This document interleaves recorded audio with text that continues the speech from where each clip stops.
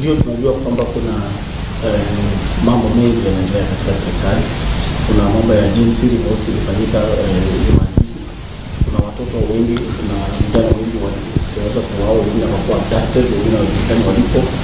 Kuna mambo ya strikes ya walimu, strikes ya lecturers, strikes ya nurses, ya madaktari.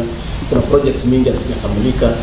Unahisi kwamba labda hii story ya impeachment wanajaribu kuweka the person of the deputy president na ofisi yako ili iwe diversionary tactic ya kupoteza watu macho ili wasione ile shida yenye wananchi wanapitia? Unahisi mimi sijui, labda ungeuliza wenyewe kuleta impeachment wakwambia wameleta kwa nini. Mimi nasikia Wakenya wakisema namna hiyo.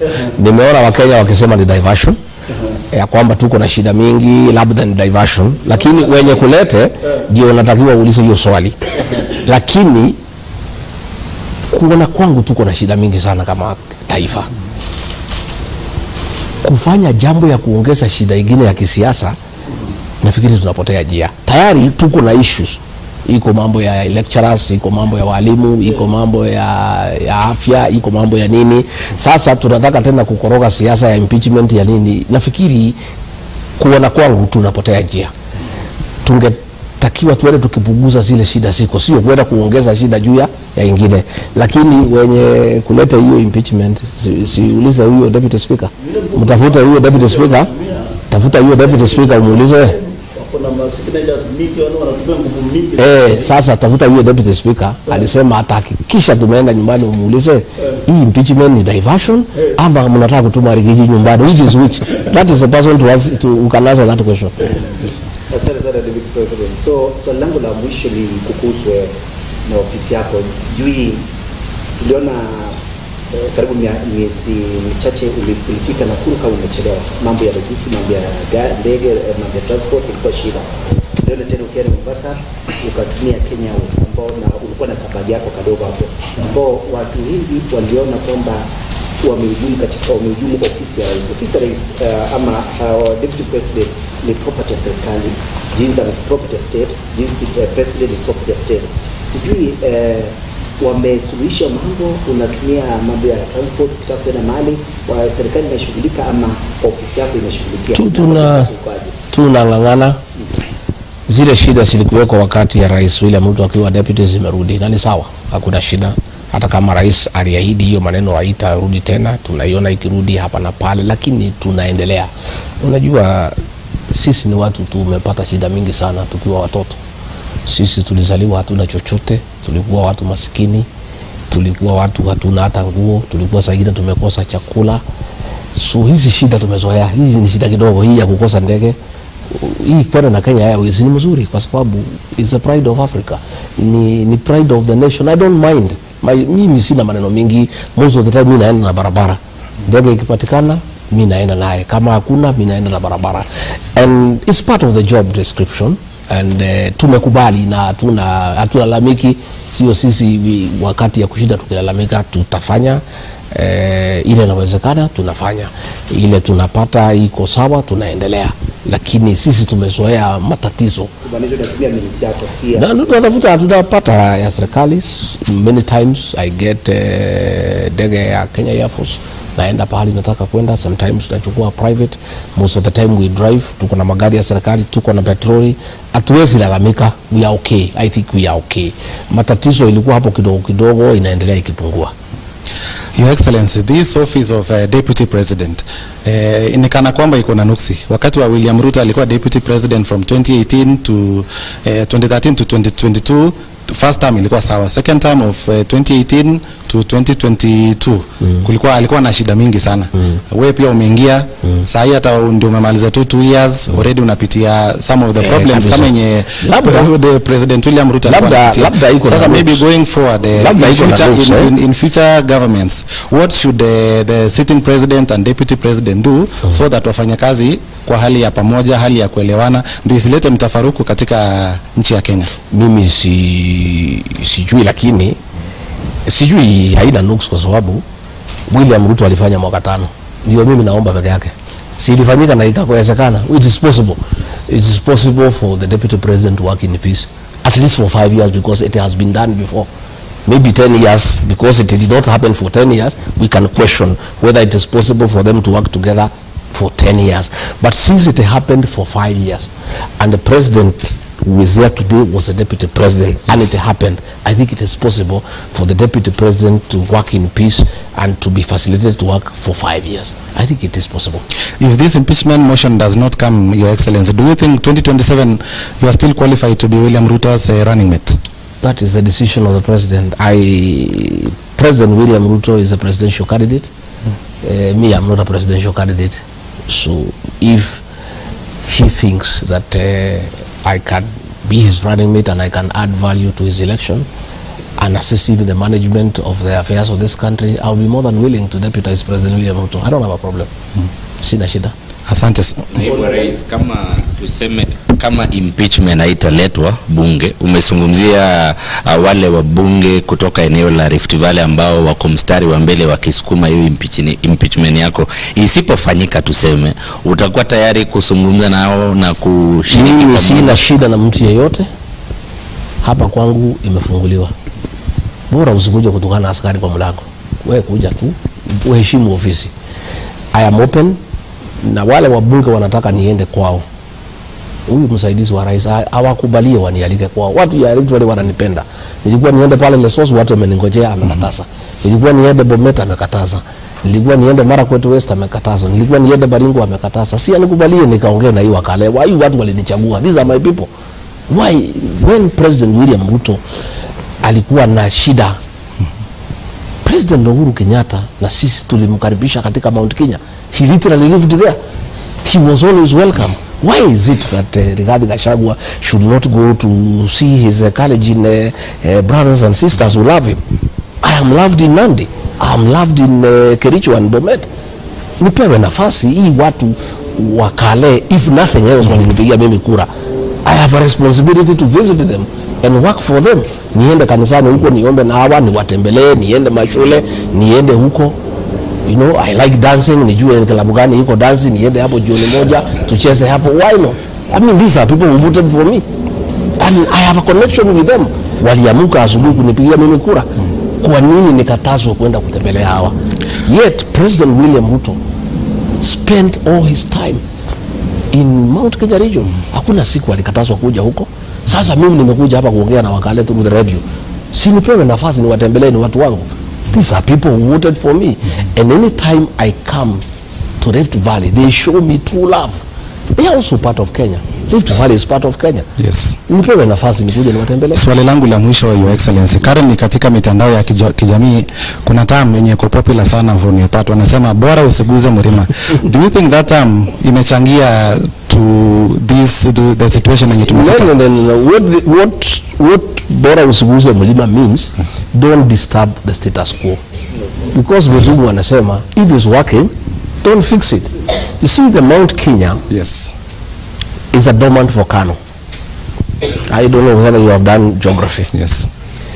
And a dormant volcano stays, but it can erupt any time, so you don't disturb it. You just let it stay. That's what it means. Because Mount Kenya is a dormant volcano. Yes. You have done geography. Yes. And what a dormant volcano means is that it can erupt any time. So we are saying this mountain, because it is calm, these people of the mountain, they love President William Ruto. They voted for him to a man. They have their leader, Rigathi Gachagua. Why do you want to disturb a situation that works well for you? What about Saile nilisema ile 17%. Yes. Ilipiga Raila nikaanza kuunganisha ikuwe 100%. Nilisema vizuri sana.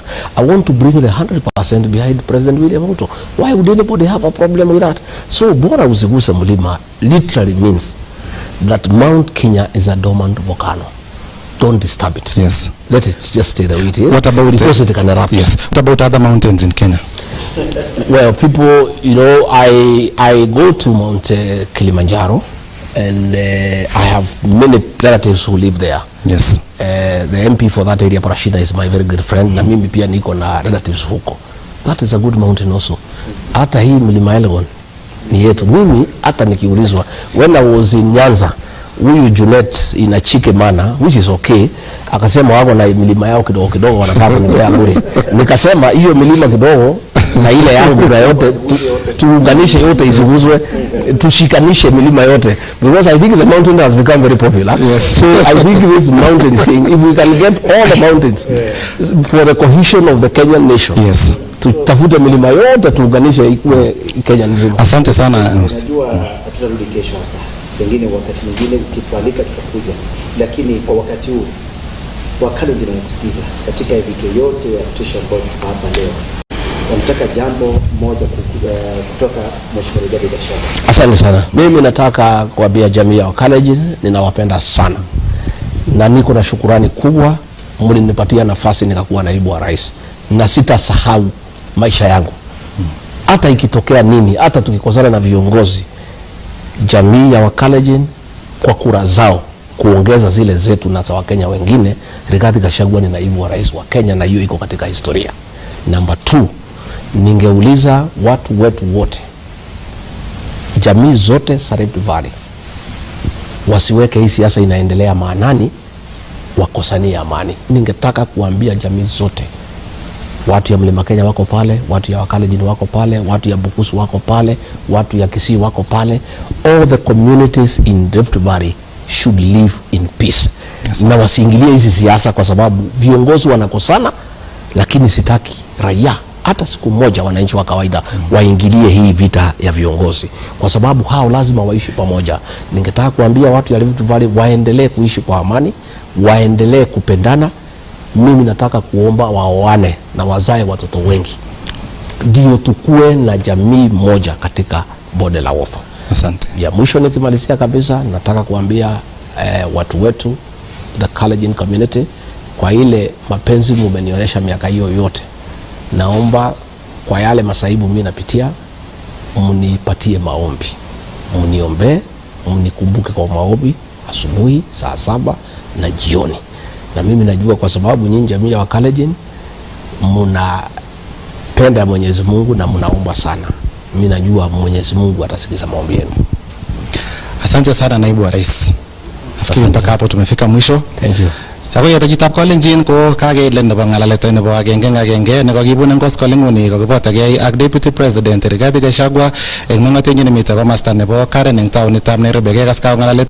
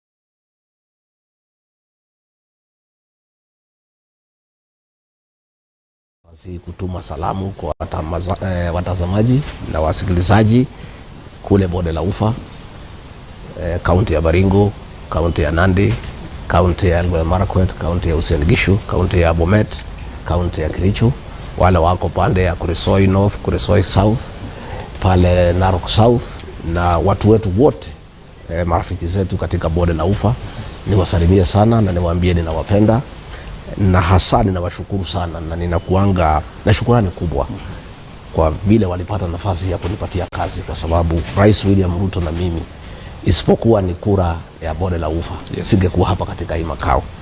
Mimi ni kiongozi ambaye hapa na shukrani sana, na watu ya Rift Valley nitawapenda siku zangu zote, kwa sababu ile heshima walinipatia ni heshima kubwa, na hata kama siasa inaweza badilika, ya kwamba Rigathi Gachagua ni naibu rais wa Kenya, itakuwa kwa historia ya Kenya, na ni jambo la kujivunia sana, na haingewezekana bila usaidizi na kuungwa mkono na watu wa bonde la Ufa. Kwa hivyo mimi nataka niambie wananchi wetu, wapendwa wetu katika bonde la Ufa, ninawaenzi, ninawapenda, na niko na shukrani kubwa sana kwa ile nafasi walinipatia ya kufanya kazi.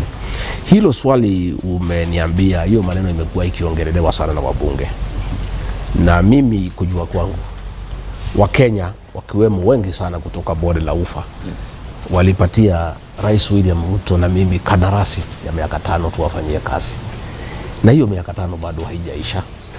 Na kwa hivyo wabunge na hao walipewa kazi yao kwenda kufanya pale katika bunge.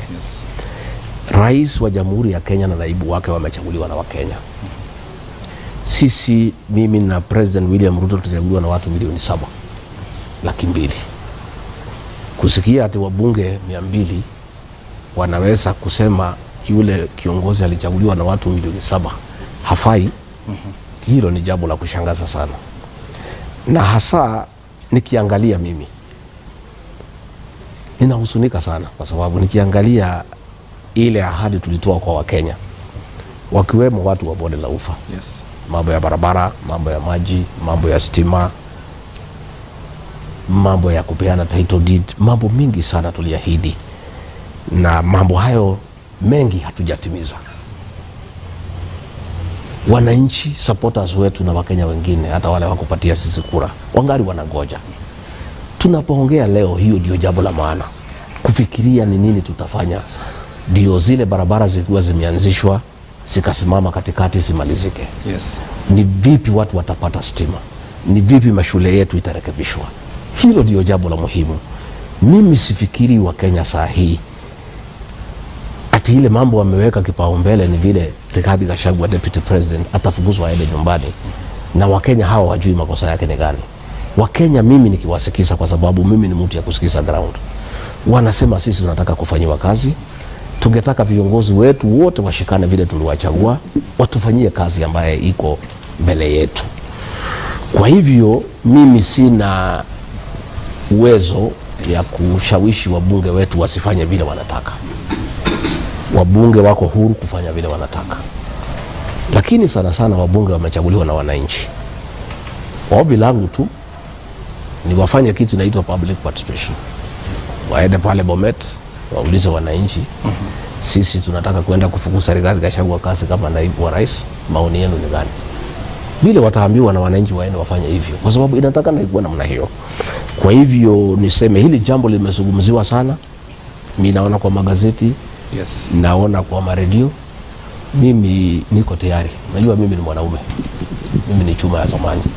Na ile mambo yote tumepitia, yale tulipitia tukimsaidia Rais William Ruto akiwa na matatizo mengi, ilikuwa magumu sana, na mimi nilivumilia mambo hiyo yote, kwa sababu mimi nikiamua jambo nafanyanga mpaka mwisho. Yale ambayo tulipitia wakati huo, hasa mimi na familia yangu, ilikuwa magumu sana. Kwa hivyo kama Mungu amepanga pia katika hii kipindi cha Rais William Ruto akiwa rais wa Jamhuri ya Kenya, nipitie kwa makali hata kuliko ile nilipitia wakati ya Rais Uhuru Kenyatta, pia hiyo itakuwa ni mapenzi ya Mwenyezi Mungu, na mimi siwezi pingana naye. Tutangojea ile takuja, tuone vile takuja, vile taenda, uamuzi wao, kwa sababu hao ni wengi, wakiamua hivyo ndivyo wanataka. Sisi nasema hewala, kwa sababu hakuna njia nyingine. Na Mr. Deputy President, kumekuwa na sababu kadhaa, karibu sababu 5 ama grounds for the impeachment yenye tunasikia wanaweza table in parliament kesho. Maybe umeweza kusikia those allegations and maybe mimi sijui kwa sababu sijaona hizo. Kama moja wanasema ati ulijaribu kupendua serikali ya President William Ruto kutumia mambo ya Gen Z demonstrations. Je, kuna ukweli wowote kuhusiana na hilo? Unajua ndugu yangu, wa Kenya ni watu werefu sana. Yes. Rais William Ruto yeye ndiye alituambia kila siku wajinga waliisha Kenya. Hakuna wajinga wamebaki Kenya. Rigathi Gachagua ni naibu wa rais wa Jamhuri ya Kenya chini ya President William Ruto. President William Ruto na mimi tulichaguliwa tiketi moja. Tuko presidency. Yeye akipinduliwa, mimi napinduliwa naye safari moja. Niseme ya kwamba Wakenya walikuwa hapa. Mambo ya Gen Z hakuna mtu hajui.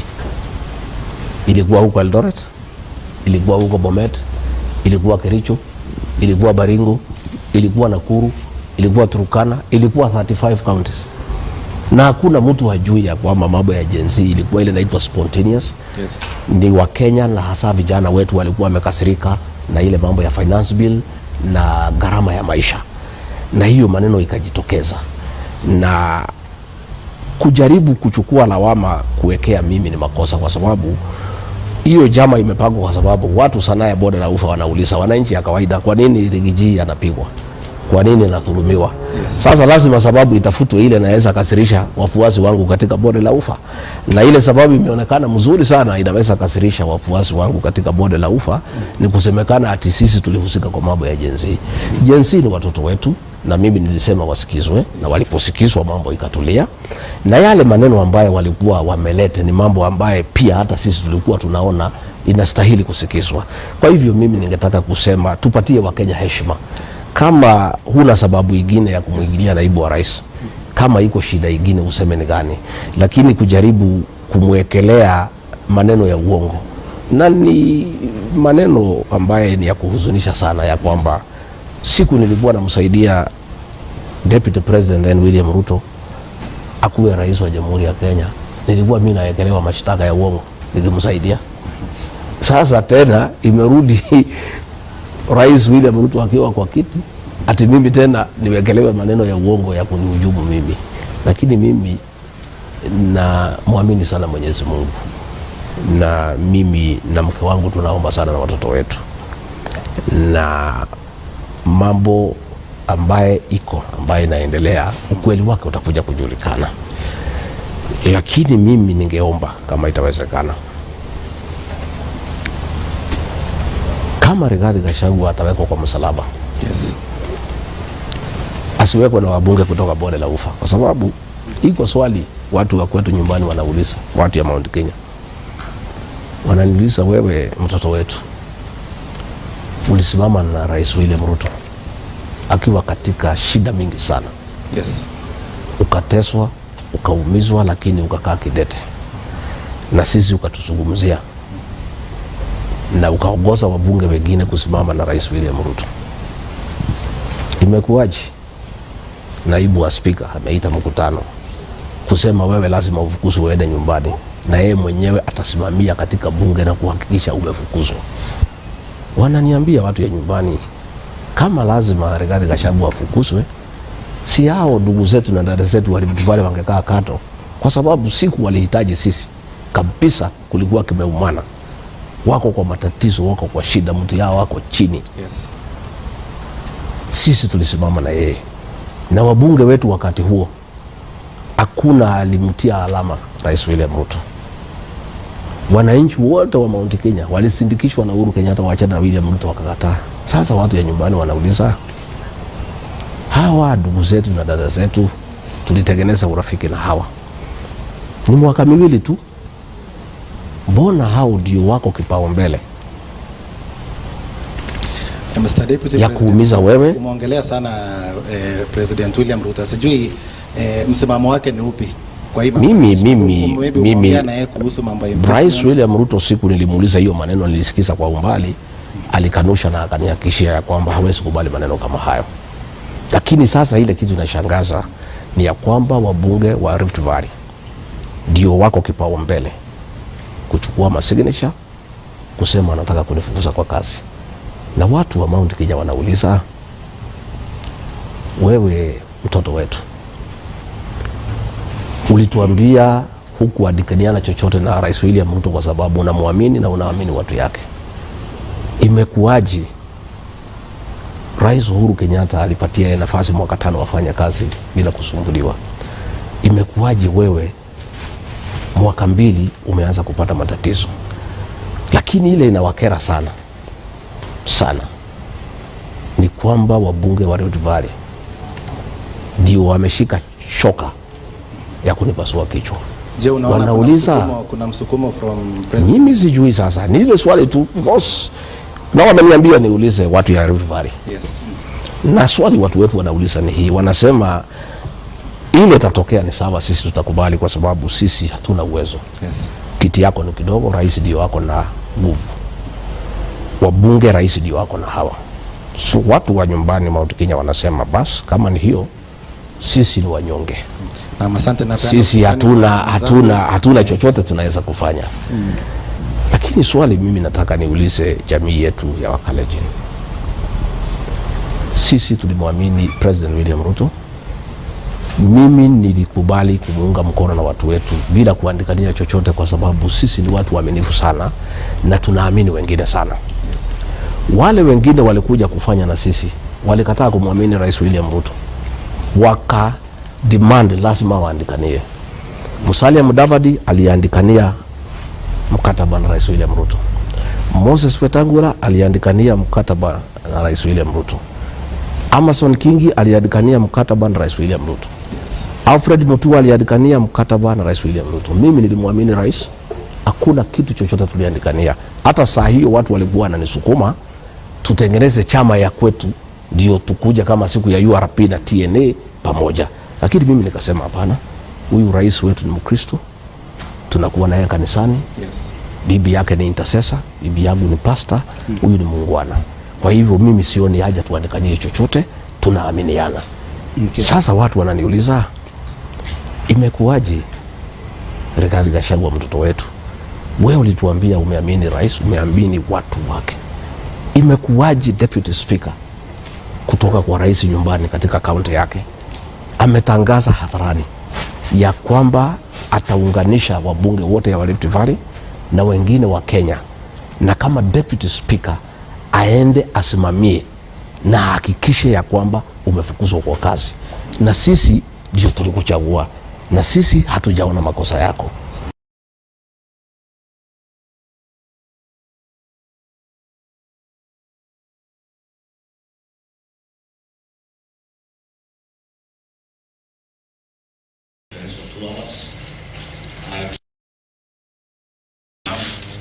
To allow me to respond in silence. I think it's fair when members of parliament decide that they want to move the deputy president from office.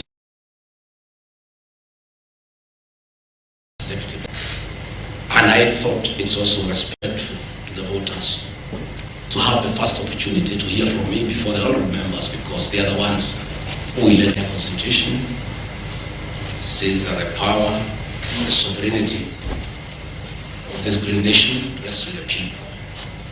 In Parliament, that is the National Assembly and the Senate, enjoy delegated authority from the people. It is therefore very important that the people who elected me as Deputy President get my response of the very outrageous accusations against the Deputy President that have no basis, that is sheer propaganda, that is a scheme to hold me out of office because of other political considerations, and has nothing to do with violation of the Constitution. It has nothing to do with gross misconduct, and it has absolutely nothing to do with committing international or national crimes. The people of Kenya are therefore entitled by right to hear from their Deputy President, what is his response to those outrageous allegations? Again, an attempt to do a public participation in a very short exercise that was done. My response was not part of what was presented to the people of Kenya. The people of Kenya were being asked to give their views as to whether the deputy president should be impeached from office, and the accusations were attached, but in a highly legalistic language beyond the comprehension of many Kenyans. But the response of the deputy president was not there to enable them make an informed decision by listening to the charges against him and listening to his response. Because the rules of natural justice demand that no man should be condemned unheard. My lawyers will be vigorously challenging that public participation as a nullity and that does not meet the threshold of public participation as expounded by the Supreme Court of Kenya during the celebrated case of Governor Peter Wabora. The motion alleges that 2 years since assuming office, Rigathi Gachagua has acquired property and wealth whose estimated value is 5.2 billion, despite his known income by way of employment is 24 million.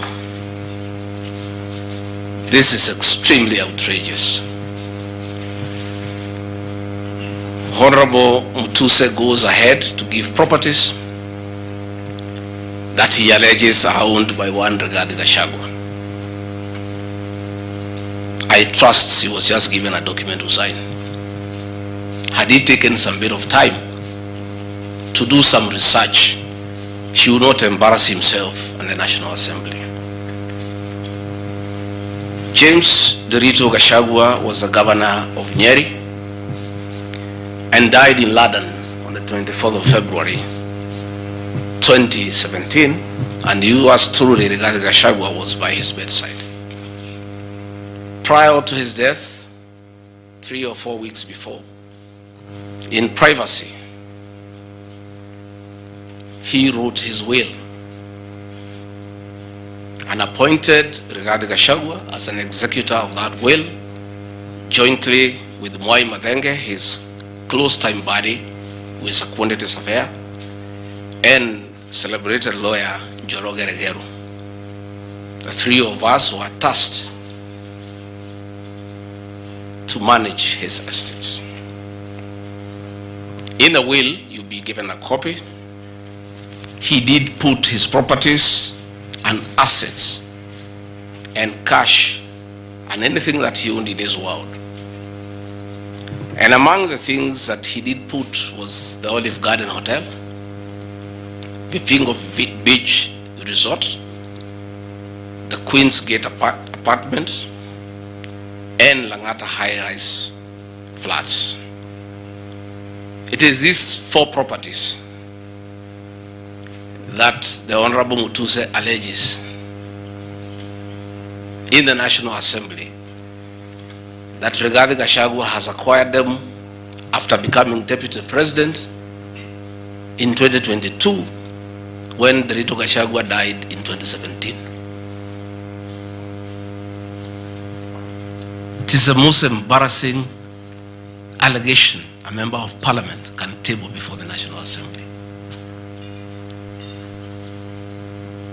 Those properties were constructed and were in operation when the late Gachagua was alive. I take this opportunity to ask for forgiveness to my late brother, James Derito Gachagua, that today, as your younger brother defends himself, he'll defile your privacy by distributing your will that you wrote in privacy. That your properties that you worked so hard for many years to benefit your wives and children are now a subject of discussion and are alleged to be proceeds of corruption. How unfair How cruel can you be to a dead man? A man who worked so hard, a man who gave his life for his family, to buy plots, to construct property, and leave them in his death for his children and his brothers and sisters. And then you go to the floor of the House and allege that those properties are production of corruption. My dear brother, rest in peace and forgive me for having joined politics. Because were it not for politics, you would not suffer this shame. Your children are crestfallen as they see their properties being splashed in newspapers as proceeds of crime. The Olive Garden Hotel that is alleged to have been bought by Rigathi Gachagua belongs to the estate of the late James Gachagua. And in his will, he directed that we sell all his properties and divide the proceeds among his brothers, sisters, wives, and children. We, as the executors of his estate, and I want to pay tribute to lawyer Joroge Regero and Mwai Madenge for their commitment and sacrifice to the Gachagua family. Many executors who have been given properties to run by deceased people end up misusing them and depriving the beneficiaries. These two great men and myself, because my brother knew I'm an honest man and a fair person, and he knew his family would never suffer in my hands, we were able to sell Olive Garden Hotel at 412 million and distributed the proceeds to the beneficiaries as directed in his will. We registered his will in the High Court of Kenya and were given the probate. And my late brother, in his wisdom, left Rigathi Gachagua 5% of his wealth. I was therefore able to get 20 million shillings from this sale. That is money that is in my account that again I'm told they are proceeds of crime. He left my mother 5% of his wealth, another 20 million shillings. And since my mother is dead, my late brother, because he trusted me, had put in his will that I hold my mother's shares in trust. So that is another 20 million shillings in my account. Again,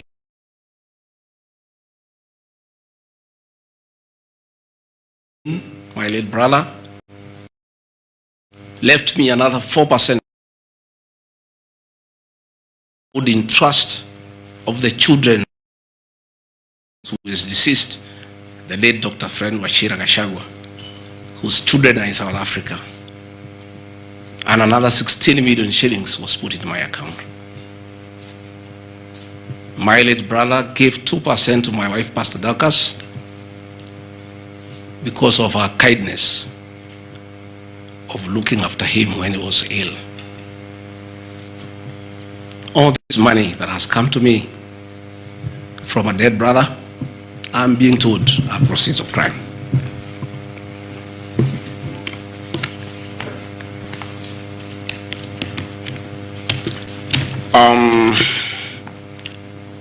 Queen's Gate Service Apartments, another property belonging to the late Gachagua, is another property that I'm told I've bought as when I'm deputy president. That is why I have 5.2 billion worth of money.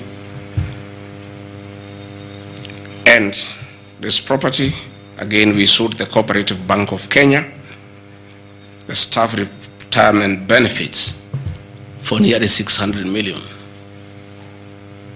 And this money we utilized to pay his debts.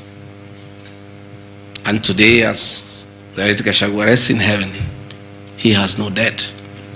Again, I want to thank my fellow executors, Njoroge Regeru and Matenge, for what you have done for my brother. Vipingo Beach Resort in Kilifi was Gachagua's holiday home, a beautiful palatial resort on 3.5 acres on the beach. I remember with nostalgia that he used to host us there every Christmas to enjoy ourselves. This property belongs to the estate of the deceased. Because ourselves have a family, we want to retain it for sentimental value so that when we visit there, we remember him. The Honorable Mutuse again goes to the, in a very emotional manner, quoting the Bible, says that this property has been bought corruptly by the Deputy President without knowing where the money has come from. I have seen some land, Rogoro Kiamariga, 1223 in Mathera East constituency. To start with, Rogoro Kiamariga is not in Mathera East constituency. It is in Mathera West constituency. In haste to dispose of the Deputy President because of political deceit and conmanship and betrayal, they could not even get it right where the land is situated. They were in such a haste to get rid of the Deputy President. The land is Ruguru/Kiamariga 1223 in Mathera West constituency. It's a 2-acre land. It's alleged it has a helipad. It's a lie. The land is too, and I have planted napier grass for my dairy unit. I bought it at 3.5 million shillings. Again, from my dairy farm. I have a dairy farm, 50 cows, and I do make an income of almost 1.5 million shillings every month. They afford to buy it with land. And I take this opportunity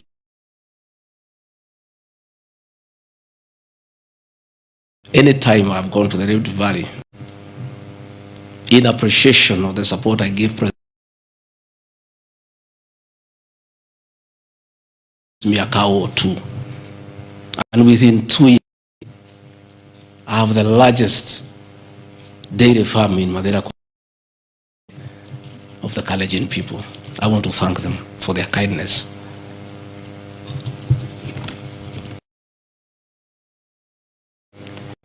And Kabraine in Kieni Nyeri constituency, as Deputy President of the Republic of Kenya, I saw the Honorable Njoroge Wainaina, the MP for Kieni, signed the notice of motion to impeach me on the allegations, this one being among them.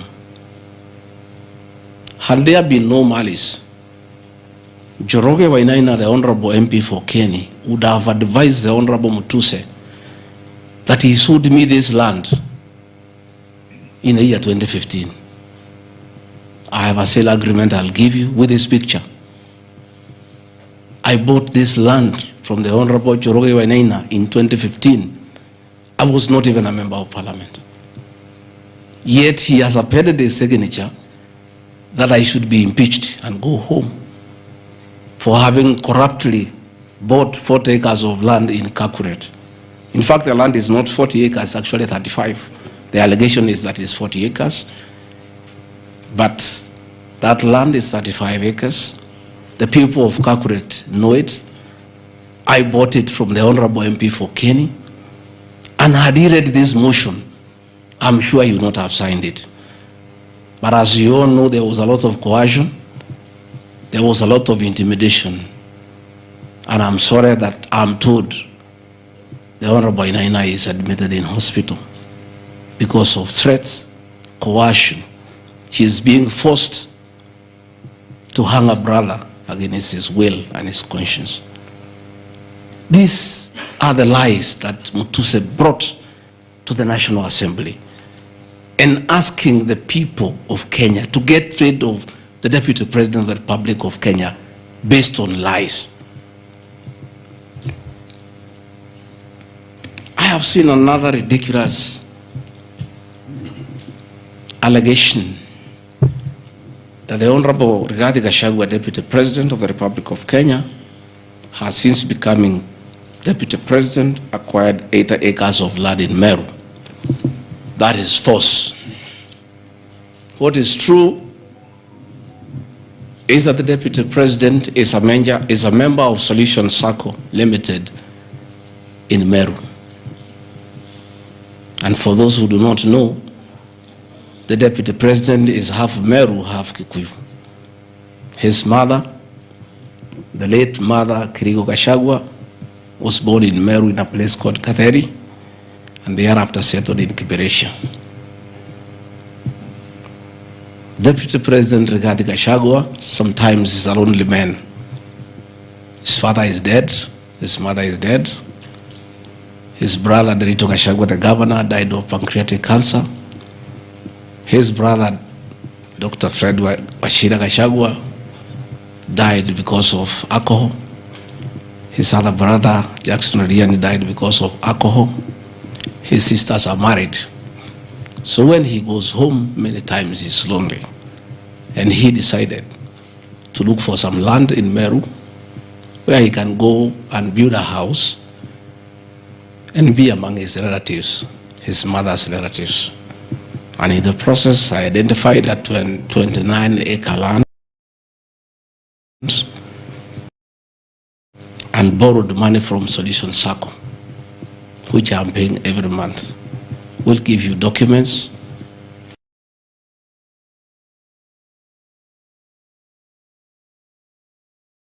That I have bought from a loan that I have taken as a member of Solution Circle in Meru, the land of my mother, and which I call home. I have seen an allegation that I have a dairy farm in Nyandarua. I don't have a single animal in Nyandarua. I have some little land in a place called Shamata, but I'm yet to do anything about it. I think I just mentioned it to one of the member of parliament for that area called Gachagua that I would like to start a dairy farm. And I think in those rumors in parliament, the Honorable Mutuse went ahead to say that I own a dairy farm in Nyandarua. I own no such farm today, but God willing, because of the good climate in Daragwa, in Shamata, one day, God willing, I'll have a huge. I have seen companies listed just to create an impression that Rigathi Gachagua is doing business.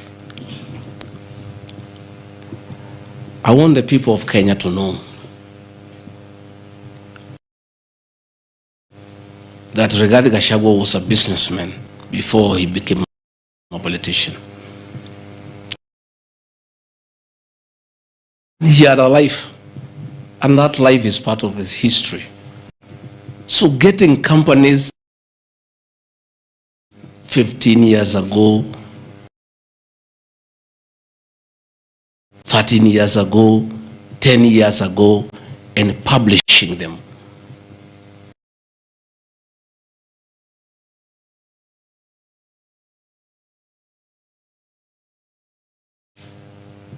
I left university in 1989. I left for the private sector for another 15 years. In those 15 years, I was a very astute.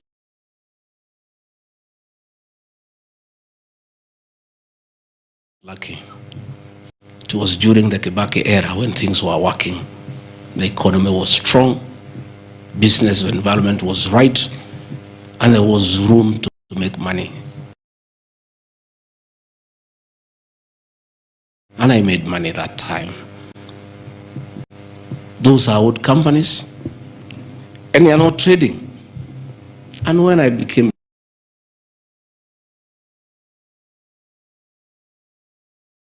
children, and I told them to continue doing business and not to do business with the government because I don't want conflict of interest. I want to confirm to the people of Kenya tonight that no company owned by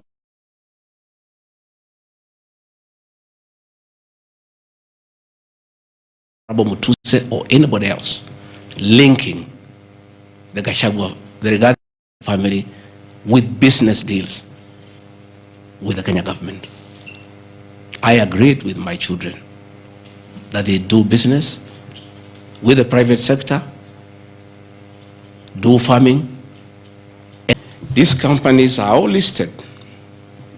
And just for clarity, because I don't think they are worth a reply, because there's nothing about them.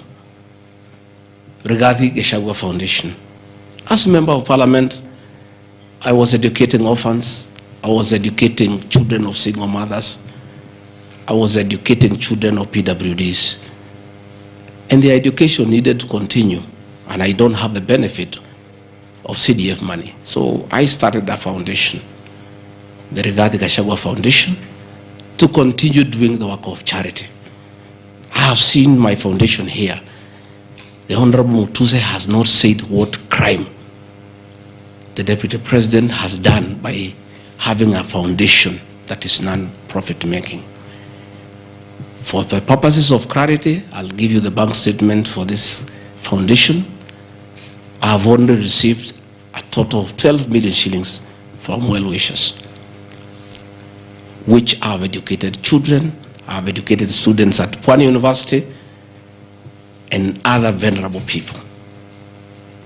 Dorcas Rigathi Gachagua Foundation, this is just an attempt to bring my family into mud. Every Kenyan knows the work Dorcas Rigathi has done in this country for the boy child.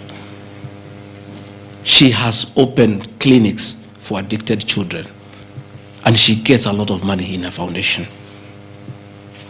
Since a decision was made that the government will not fund the office of the spouse of the Deputy President, Kenyans of goodwill flock to her every day with cash donations, with material donations, for her to continue with a very good program she's doing of rehabilitating children in Kilifi, in Mombasa, in Nyandarua, in Laikipia, in Nairobi, and her work is well documented.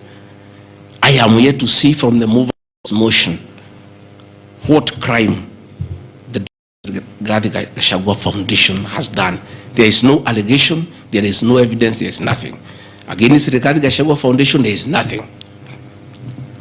Spiritway Limited is a company registered by Dorcas Rigathi that does work with the church ministries. This ministry has not traded, does not even have a bank account.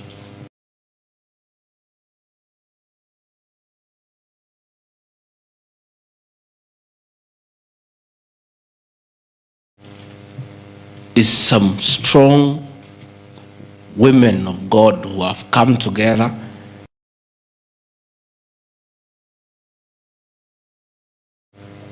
to preach the gospel. The mover of this motion has not indicated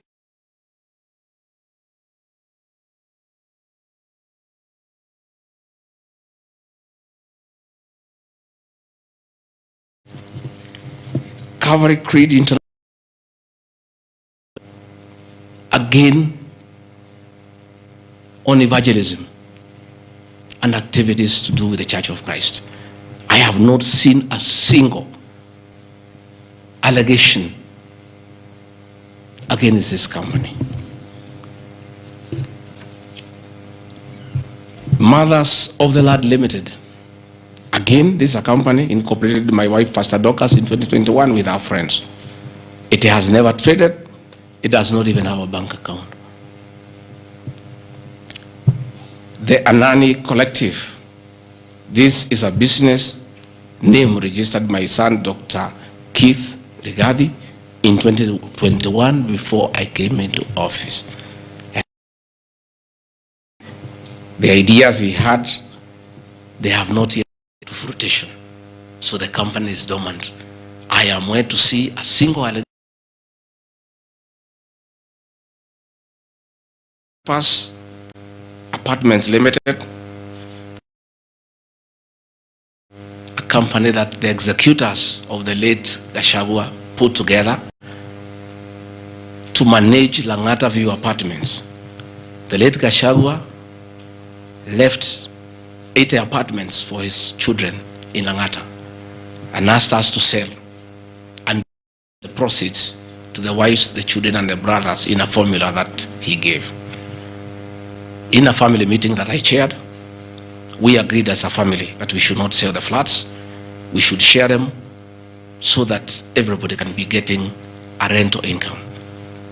In that formula, because of the shares he gave to me, I have 10 flats. His daughter has 10, his wife has 5, another one has 2, another has 1. So we did put this company together called Grand Apartments Limited. This is a company that will be managing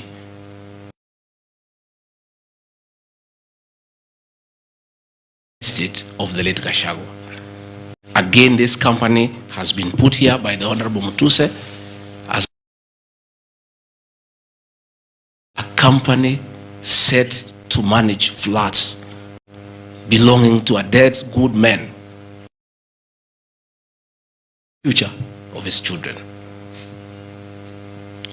And in his death, he is being haunted simply because a decision has been made to this administration. He is a spent cartridge. His work was to help fight Uhuru Kenyatta and get President William Ruto to power. And thereafter, he is of no use. So he should be dispensed with, and somebody else can be appointed.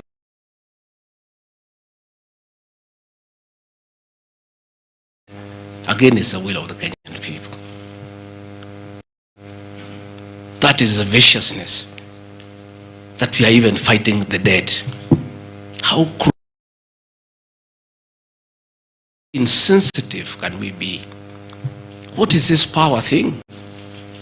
That you even fight the dead for you to entrench yourself in power and get rid of your perceived political enemies. I appeal to the people of Kenya to have respect for the dead, if nothing else. People may have money, they may have power, they may have everything, but they must remember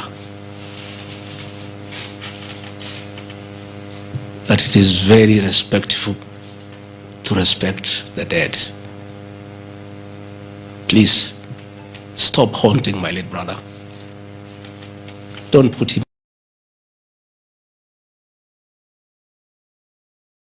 He committed no crime by working hard for his children and entrusting his brother, Rigathi Gachagua, to look after that property.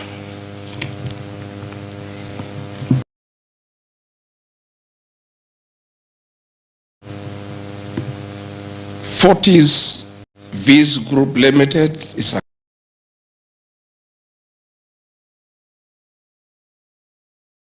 company incorporated in 2023 by my son Kevin.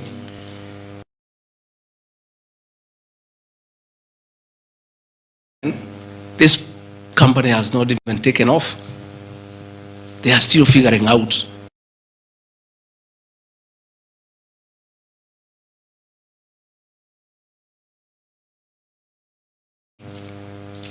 and find out what is not happening.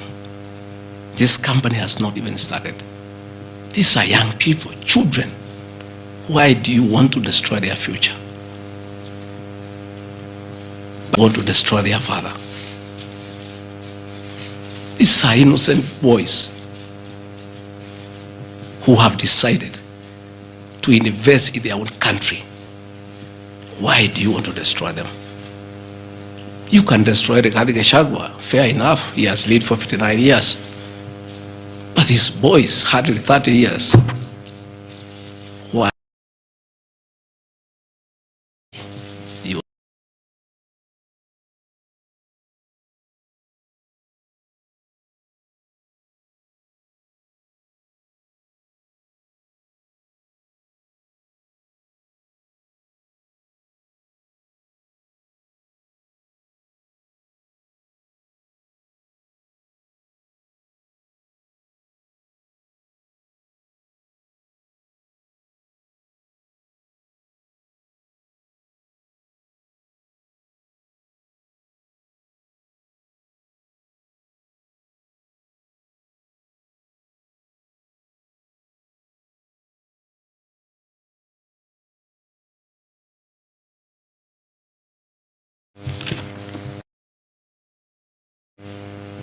at the roundabout at Bomas on your way to Rongai. And we built this company from scratch. And it's been in existence for years. And when we stopped trading with it, we put up apartments in Kroi, in Rongai, called Rido Plaza, that are managed by this company. We collect rent. We have, I think, 40, 50. We pay tax every month. What wrong has Rido Furniture Mart done? Rido Plaza was 12. Even if you want to kill his men and make sure he's totally destroyed, why don't you pursue him for the 2 years he has been in office? Why do you want to go back 20 years before he became deputy president and criminalize his enterprise and his hard work?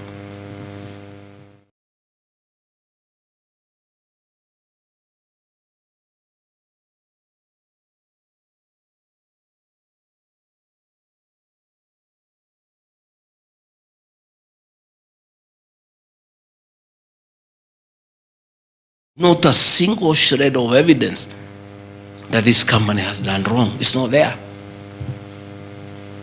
Murani Manufacturers Limited. It's a company that is founded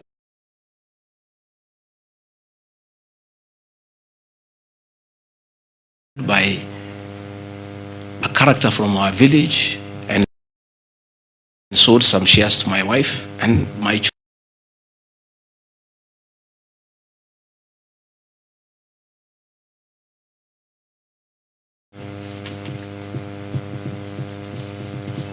This company has never traded in government. It has not done any business. It is actually dormant. I'm told the account has only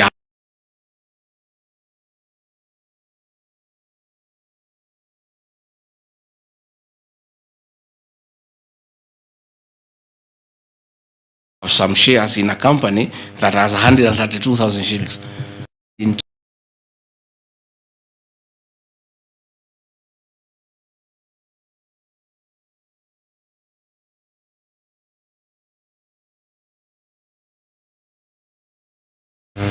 As a construction company, this company owns a lot of property that I bought in those years when the economy of this country was on sound footing.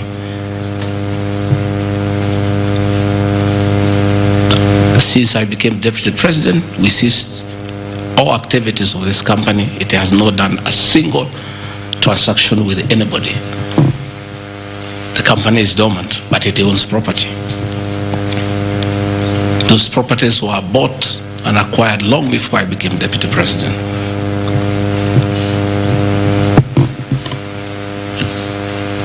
Cosmere Venture Limited is a company that was incorporated in 2018 before I became deputy president by my sons. They do what you call bulk SMS. I used to give them work when I was member of parliament to send messages to my constituents. I think they were charging me 30 cents per SMS. Some young, enterprising young people. Company 2018, it doesn't do business with government. It is not accused of any wrongdoing by anybody, anywhere. It's just putting the name there. Royal Crimson Ventures Limited, again incorporated in 2018 by my children to do their little business. No allegation of any wrongdoing has been annexed to the motion. Kurito Properties Limited, again, this is a company that me and the co-executors put together for the purposes of managing the Vipingo Hotel. No details of any accusation, any wrongdoing, nothing. Crystal Kenya Limited, this company I founded in 2009. And when I became deputy president, I gave out my shares to my children, and myself and my wife, we got out and asked them to continue doing business. My two children, like their father, very enterprising.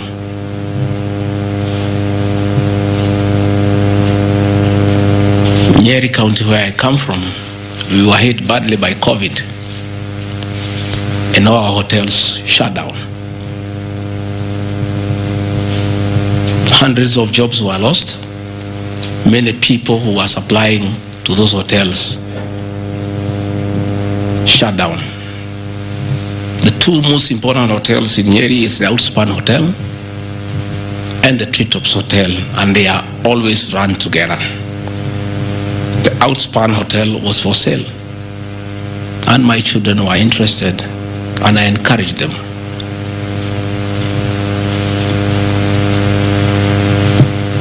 Treetops Hotel cannot be sold. It belongs to KWS. It's a government hotel. You can only lease. And the person who owned Outspan Hotel had also leased the Treetops Hotel. So my son acquired Outspan Hotel and got an assignment of the lease. So they don't own Treetops Hotel. It's on a lease from KWS to Aberdare Safari, then an easement to Crystal Kenya that is run by my children. I shouldn't be here talking about Crystal Kenya Limited and my children because they are not part of this proceeding. But they have no other forum to defend themselves, so I have to defend them. They are grown-ups. They should defend themselves, but they don't have the forum. They went to a bank and borrowed 600 million. The documents are there. And bought a hotel and bought the lease. And I publicly announced that my family has acquired the two hotels because there was nothing to hide. I saw no need to advise my children, like other people do, to buy the properties through proxy because this was straight business. They went and borrowed 600 million from the bank. And they were given 1 year moratorium, which is not over, to do the renovations and all that and open the facility. But I want to thank my son, Dr. Keith Rigathi. He worked very hard. That I think last month or so, I was at the Treetops with the British High Commissioner to open the Treetops. The Treetops is so important to the people of Nyeri and the Aberdare ecosystem. It is in the Treetops Hotel that Princess Elizabeth slept as a princess and woke up as a queen. And when that facility was shut down, it was very devastating to the people of Nyeri and the Aberdare ecosystem. So when the people of Nyeri heard that the son of the deputy president is interested in leasing that facility from KWS and reopen it, there was joy and ululation in the Aberdares. Since this hotel opened, 45 Kenyans are back to work. The mama mboga we talked about during our campaign are supplying vegetables to that hotel. The local butchers are supplying meat to that hotel. The traditional Moboko dancers come every weekend to entertain the tourists and get some payment. The tourism circuit of the Abadea is back because of these two young men who are now being demonized as crooks, as criminals, who should not invest in their own motherland because they are the sons of the Deputy President. The Deputy President of the Republic of Kenya spends a lot of time in one of his functions that he has been given by the President to coordinate development partners and look for investors. Why should the Deputy President go to look for foreign investors when his own children can invest at home?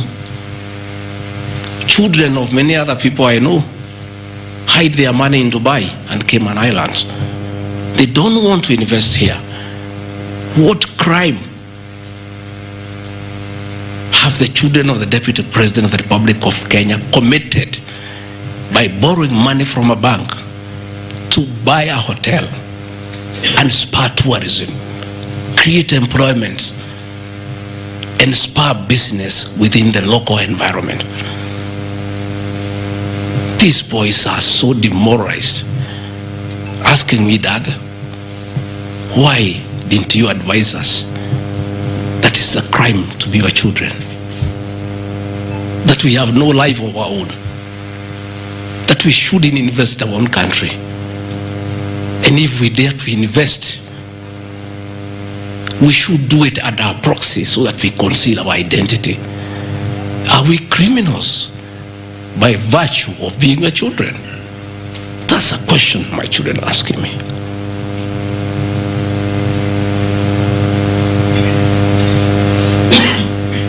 What crime can children of Kenya commit to borrow money from a bank and start an enterprise and employ people and spur tourism? How unfair can a country be to its young population to condemn them for being enterprising? I'm being told by the National Assembly that I need to be impeached from office because my children have dared to borrow money, buy property in their name and invest in their own country. And for that, their father should be sent home. I want to conclude by Rigathi Farm Limited. This is a farm I founded in 2001 with my wife, Pastor Dorcas. And it runs our farms. It runs our dairy farm in Nyeri that is doing very well. I'm making $1 million shillings also every month. And I sell calves and it's doing very well. And my farm now has become a model farm for the local farmers. We are doing chicken, we are doing rabbits, we are doing sheep. Again, nobody has told me what crime has Rigathi Farm committed. Technical Supplies and Services Kenya Limited, a company I founded in 2001. I did business during the Kibaki era. When things got very bad, I stopped doing business with it. It has not done business for the last 8 years. And of course, in the 2 years I've been Deputy President. I want proof. Tomorrow, the National Assembly to table proof what these companies have done. They will be very embarrassed before the people of Kenya. This will be the most shameful act ever in the history of our National Assembly, where you go table a motion that is so sensational based on trash and not a single accusation backed by evidence. I have seen an allegation that exerting influence on officials of the Ministry of Lands to issue an allotment letter to Wamunyoro Investments Limited and using the fraudulently acquired documents to support a court case. Again, Wamunyoro Investments Limited was never allotted any land. This parcel of land, 209/12077, Wamunyoro acquired at 24 million shillings in the year 2012. The documents are there, we'll give them to you. Purchase from a third party. Somebody went to the National Land Commission and lodged a case and claimed the property belonged to him, a former senior outside the Ministry of Lands. And the National Land Commission made a determination, the records are there, that the land belongs to Wamunyoro Investments Limited. Again, he went to the High Court in the year 2022. I was not Deputy President. I made my witness statement before I became Deputy President. I supplied all documents before I became Deputy President. I did not file any evidence as Deputy President. And the matter was concluded, and the High Court issued a judgment. We'll give you the judgment that the land belongs to Wamunyoro Investments Limited. I am told that they have appealed the judgment. I invite the Honorable Mutuse to apply to be co-joined in the appeal, and then he can argue his case. This is a matter that has been adjudicated by the High Court of Kenya and made a determination. And you want to bring it to the National Assembly. The matter is alive with the Court of Appeal. It is sub judice to even discuss it in Parliament, because a determination has been made. Irregular procurement of mosquito nets at a cost of 3.7 billion. I saw a huge headline from the Star newspaper, planted headline. This is the most ridiculous headline I've ever seen, and this is the most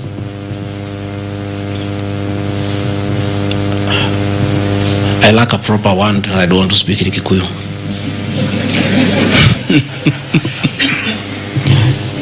I think somebody needs to give you some water. What I'm looking for.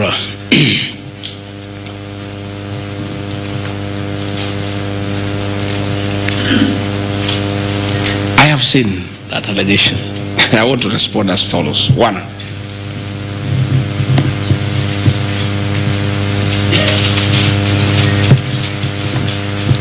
there is Andrew Murwa, he has sworn an affidavit with the false allegations, and he had better be very careful,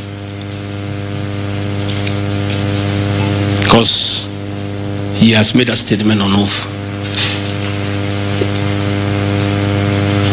In the affidavit, he says that Deputy President was involved in KEMSA 3.7 billion irregular procurement of malaria nets, either directly or through proxies. Further,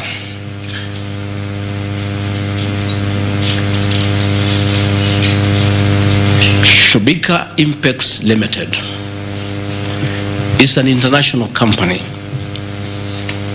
the fourth largest manufacturer of mosquito nets in the world. It has done many tenders with KEMSA, with the Global Fund, countries in Africa, in Asia.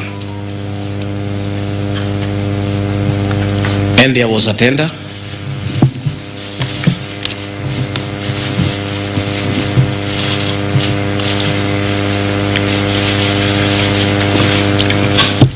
There was a tender funded by Global Fund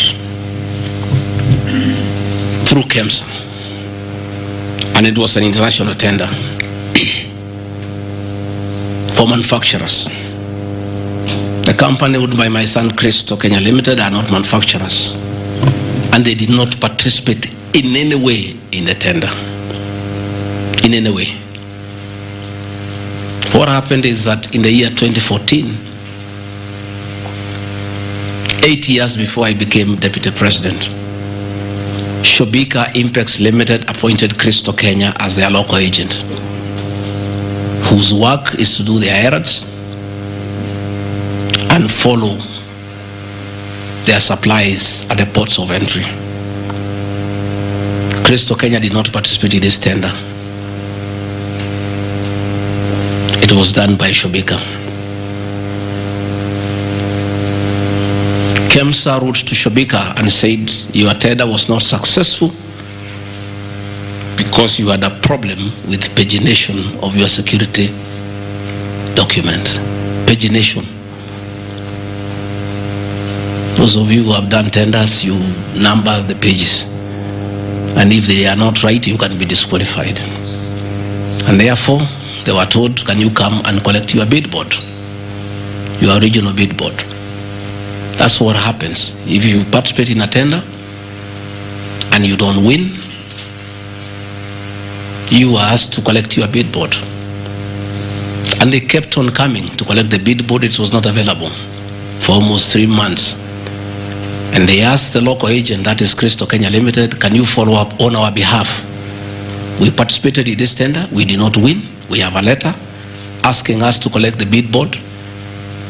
We are waiting for it because this is money that is tied as our agent in Kenya. Can you follow up? And that is why when my son on behalf of Crystal Kenya Limited went to KEMSA trying to follow up. And when it was not working, he brought it to my attention and I made a call to Mr. Andrew Mulwa asking, my son has been here. There is a little issue about a bid board of an unsuccessful tenderer.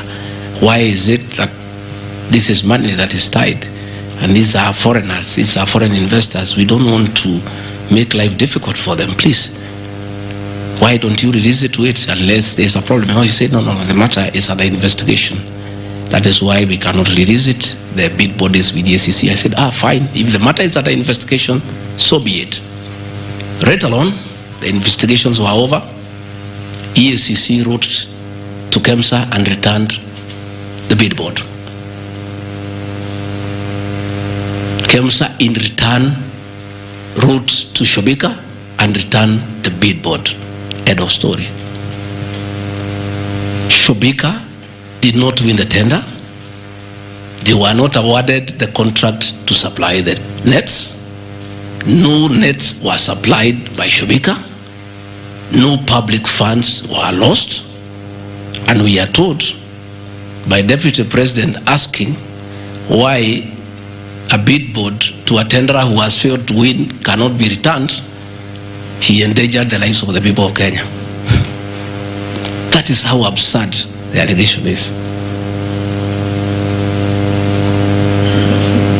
There is no evidence that the company with my son participated in the tender. They did not participate. There is no evidence that the Deputy President interfered with the tender. The only crime is that urging so that we don't frustrate foreign investors. If they were not successful, why are you keeping their tender security? You need to give it to them. And it was a lot of money. I think it was 500 million or something like that. So I want to say this is a very ridiculous, and I take great exception to the headline by the Star. Please, we'll give you the documents. Tell us, where was the Deputy President involved in a tender? This is a tender that never was. And for the record, to show that this tender had no problem, after the investigations, during the investigations, the CEO, Terry Ramathani, was suspended to allow investigations as it should be. And Mulwa became the CEO. Mulwa was not there during the tendering. He came after the tender had been annulled. And he was dealing with the aftermath of the annulment of the tender, that is returning the bid boards, sending document to ACC. After investigations by ACC and the Senate were concluded, Terry Ramadhani was appointed by President William Ruto as the Deputy High Commissioner to India. That tells you, because when those appointments are made, the head of public service writes to ACC, DCI on issues of integrity. Terry was cleared, which means there was no scandal. And again, and most important, no public funds were lost, no nets were supplied. Therefore, this is another fishing expedition to just justify the 5.2 billion. I think that is why they were putting the 3.7 billion to make the maths to add up. You know, when you want to talk big figures, you must look for 3.7, 600 and all that. Even all these things I've read here, if you take your phones, we are nowhere even, we have not reached 2 billion. Because Olive Garden 400 million, Queensgate Apartment 600 million, Outspan and Treetop 600. So these are just figures that were being put to the people of Kenya so that they can see us into bad light. Unnecessary and expensive renovation at the official residence in Karen and Mombasa. How Mutusen knew it's unnecessary, I don't know. He has never been here. You guys were here before. When President William Ruto was deputy president, he was denied funds for 5 years. This place was in very high state of disrepair. It took me 7 months to move in. The roofs were leaking, the toilets were blocked, the septic tanks was broken down, the borehole was broken.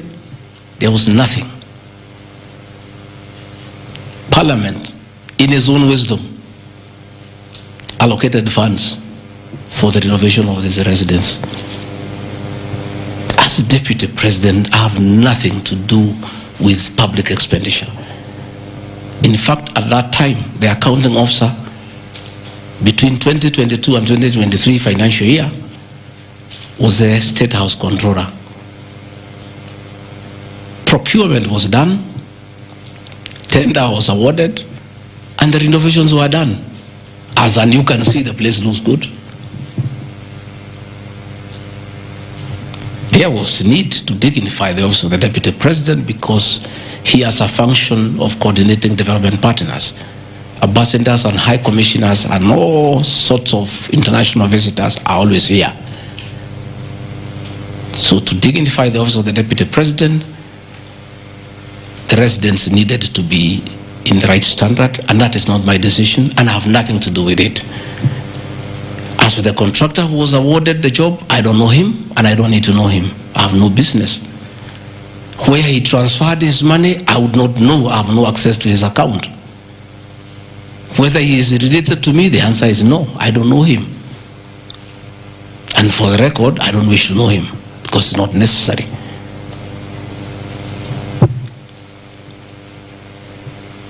Government expenditure is audited every year by the Auditor General.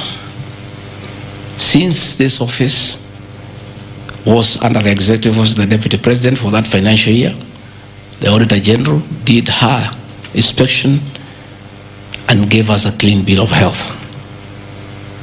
The renovations that were done were not highlighted with having any audit query. If the Honorable Mutuse had taken his time to look at the Auditor General's report, he would not have brought this baseless accusation. And even if there was an accusation, it should be directed to the accounting officer, who is the State House Controller, not me. I don't deal with procurement, I don't deal with financial management, I don't deal with anything to do with public finances. But since the matter has been raised, I have to answer to it. I have looked at the Auditor General's report, clean. I have looked at the contract, it's signed by the Controller of State House. As to the work, that I can attest, they did a very good job. And this residence has been dignified. The same with the residence in Mombasa. You know, the residence in Mombasa is where President William Ruto and his wife, Mama Rachel, were chased away, and the house allocated to the regional commissioner. And on assuming office, I took up the residence. It was in state of disrepair. Again, it was renovated. It's a good place. and I normally go there when I go to Mombasa, and it makes a lot of sense because before the renovation of that residence, anytime I went to Mombasa, I normally have a huge delegation of security people, hospitality, and all that goes with the office, not really me. The bills were very expensive. It makes a lot of sense to have an official residence for the Deputy President in Mombasa, so that when he is there, you cut down on public expenditure.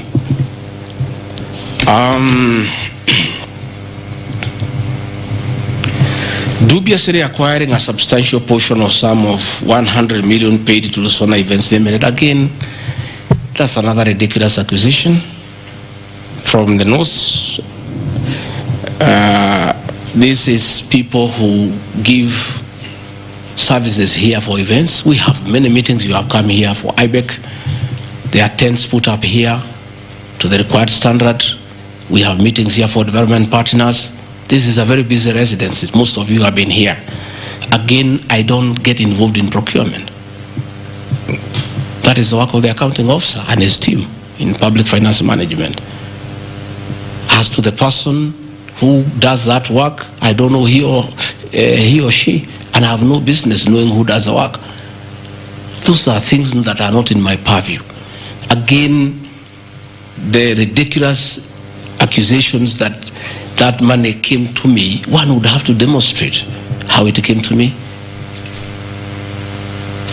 Was it brought to me through my account, through cash? Who was there? What is the evidence? Again, it is just trying to throw mud at me.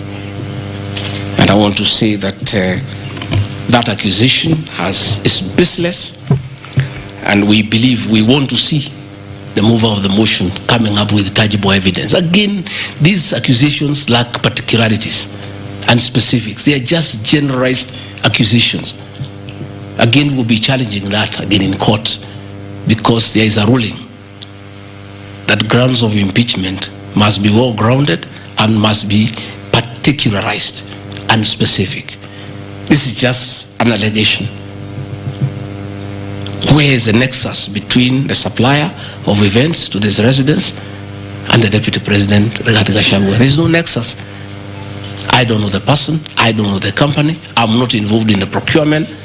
I don't even know how it is procured. All I do is I want events, and they are arranged, and I take part in those events. Those accusations of funds utilizing the Deputy President, in the office of the Deputy President, coming for my personal benefit, are ridiculous, unfounded, and totally malicious, and there is no evidence whatsoever. And I want you people of the press to also have these people to give you the evidence. Don't just write headlines. Ask, where is the evidence? Where are the particulars? You know, you don't just allege, oh, this particular supplier, this money went to the Deputy President. Yes, fine, that is good. How? How did it go to the Deputy President? You must explain.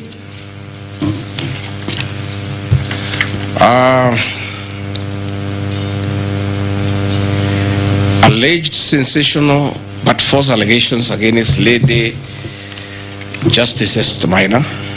It is alleged that a special notice of motion at ground 4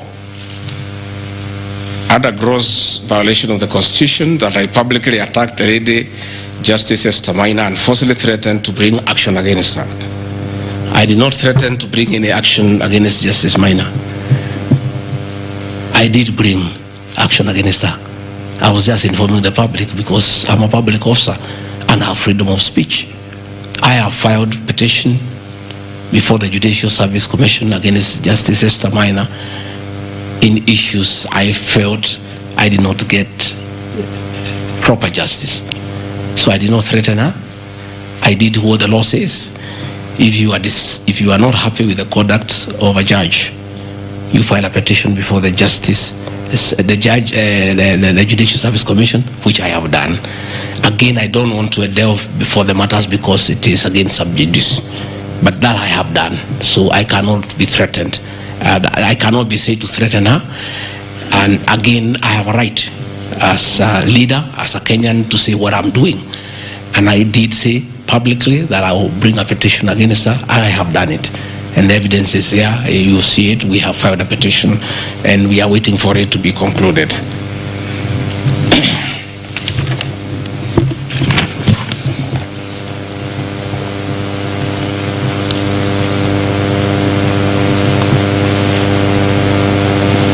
Again, I want to emphasize that my statements were protected speech consequent to a decision by the land judge in a matter involving my personal assets, which I disagree with and found to be wholly unfair.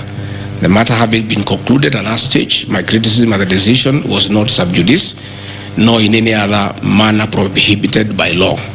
While I respond to the ruling of the land judge, I was in absolute disagreement with it.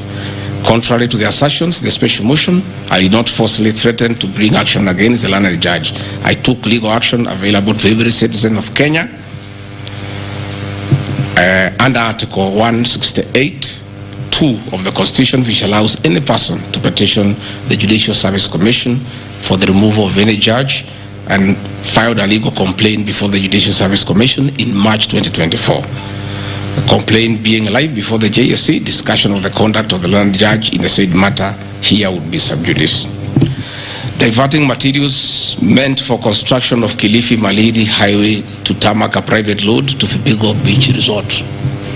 Again, I said Vipingo Beach Resort belongs to the estate of the late Governor Gachagua. The facts are as follows. King Charles III visited Kenya between 30th October 2023 and 3rd November 2024. During his state visit, one of the designated places where King Charles III was to visit was Kuritu Marine Conservancy, which shares a road with the Vipingo Beach Resort. And it's a public road, by the way, it's not a private road. I have annexed a copy of the program of the state visit to Kenya by King Charles III, marked RG, which at page 13 on item 63 and 64 shows his departure and arrival at Kuritu Marine Conservancy. As I was walking around, I slept there, I think 2-3 weeks before the arrival of the king. And as you all know, I walk every morning. And as I walked on that road, I found there was a lot of activity and tarmac was going on. I was very happy and I asked what was happening. And I was told that the king himself, the third, will be coming. So, like all other residents of that area, we are very indebted to King Charles III that this was done very speedily. Rigathi Gachagua never called anybody to do this road. In fact, I'm informed that this road is donor funded, the one to Kilifi, and there is a component of corporate social responsibility. And I have learned after I have inquired that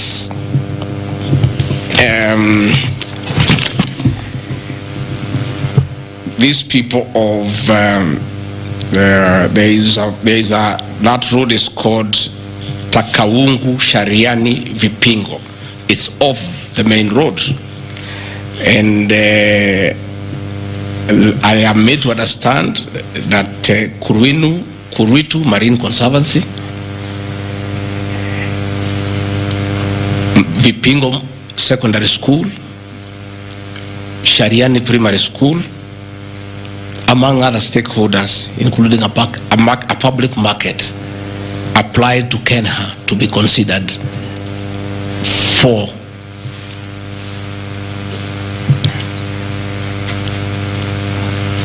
corporate social responsibility. And I think the issue of the king hastened that request. And that's why I said we are grateful to the king. Again, I invite evidence to show that I influenced that road. In any case,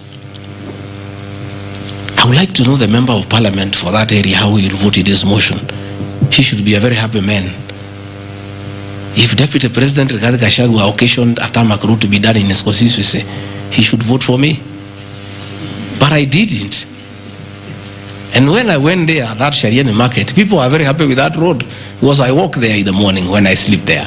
People are very happy with that road. The secondary school there, the boys and girls are very happy. The primary schools are there. And again, contrary to the assertion by the Honorable Mutuse, it's not a private road, it's a public road. And it is serving many people, a primary school, a secondary school, a market, in a whole community, including the family of the estate of the late Governor Rigathi Gachagua. We are just beneficiaries of good deeds by our government that were hastened by the arrival of His Majesty the King III. Undermining the President and the Cabinet by allegedly making contradictory public statements from the position taken by Cabinet regarding the evacuation of the people residing along Nairobi River. To start with, for the record, President William Ruto has never complained to me that I have undermined him. If he has told that to Honorable Mutuse, I would like to know that he has complained to Honorable Mutuse that his deputy has undermined him. Article 147 of the Constitution provides the Deputy President shall be the principal assistant to the President and shall deputize for the President in the execution of the President's functions.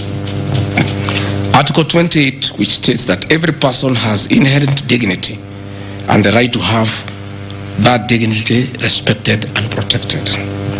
Article 29C, which states that every person has the right to freedom and security of the person, which includes the right not to be subjected to any form of violence from either public or private sources.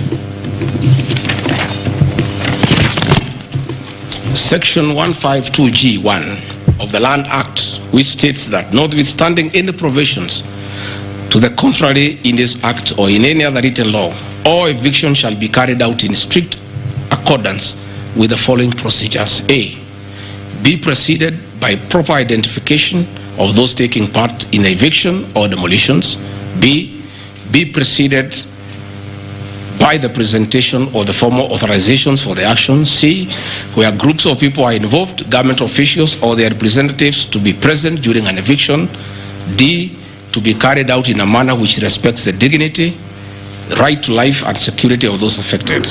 Include special measures to ensure effective protection to groups and people who are vulnerable, such as women, children and elderly and persons with disabilities. F, include special measures to ensure that there is no arbitrary deprivation of property or possessions as a result of the eviction.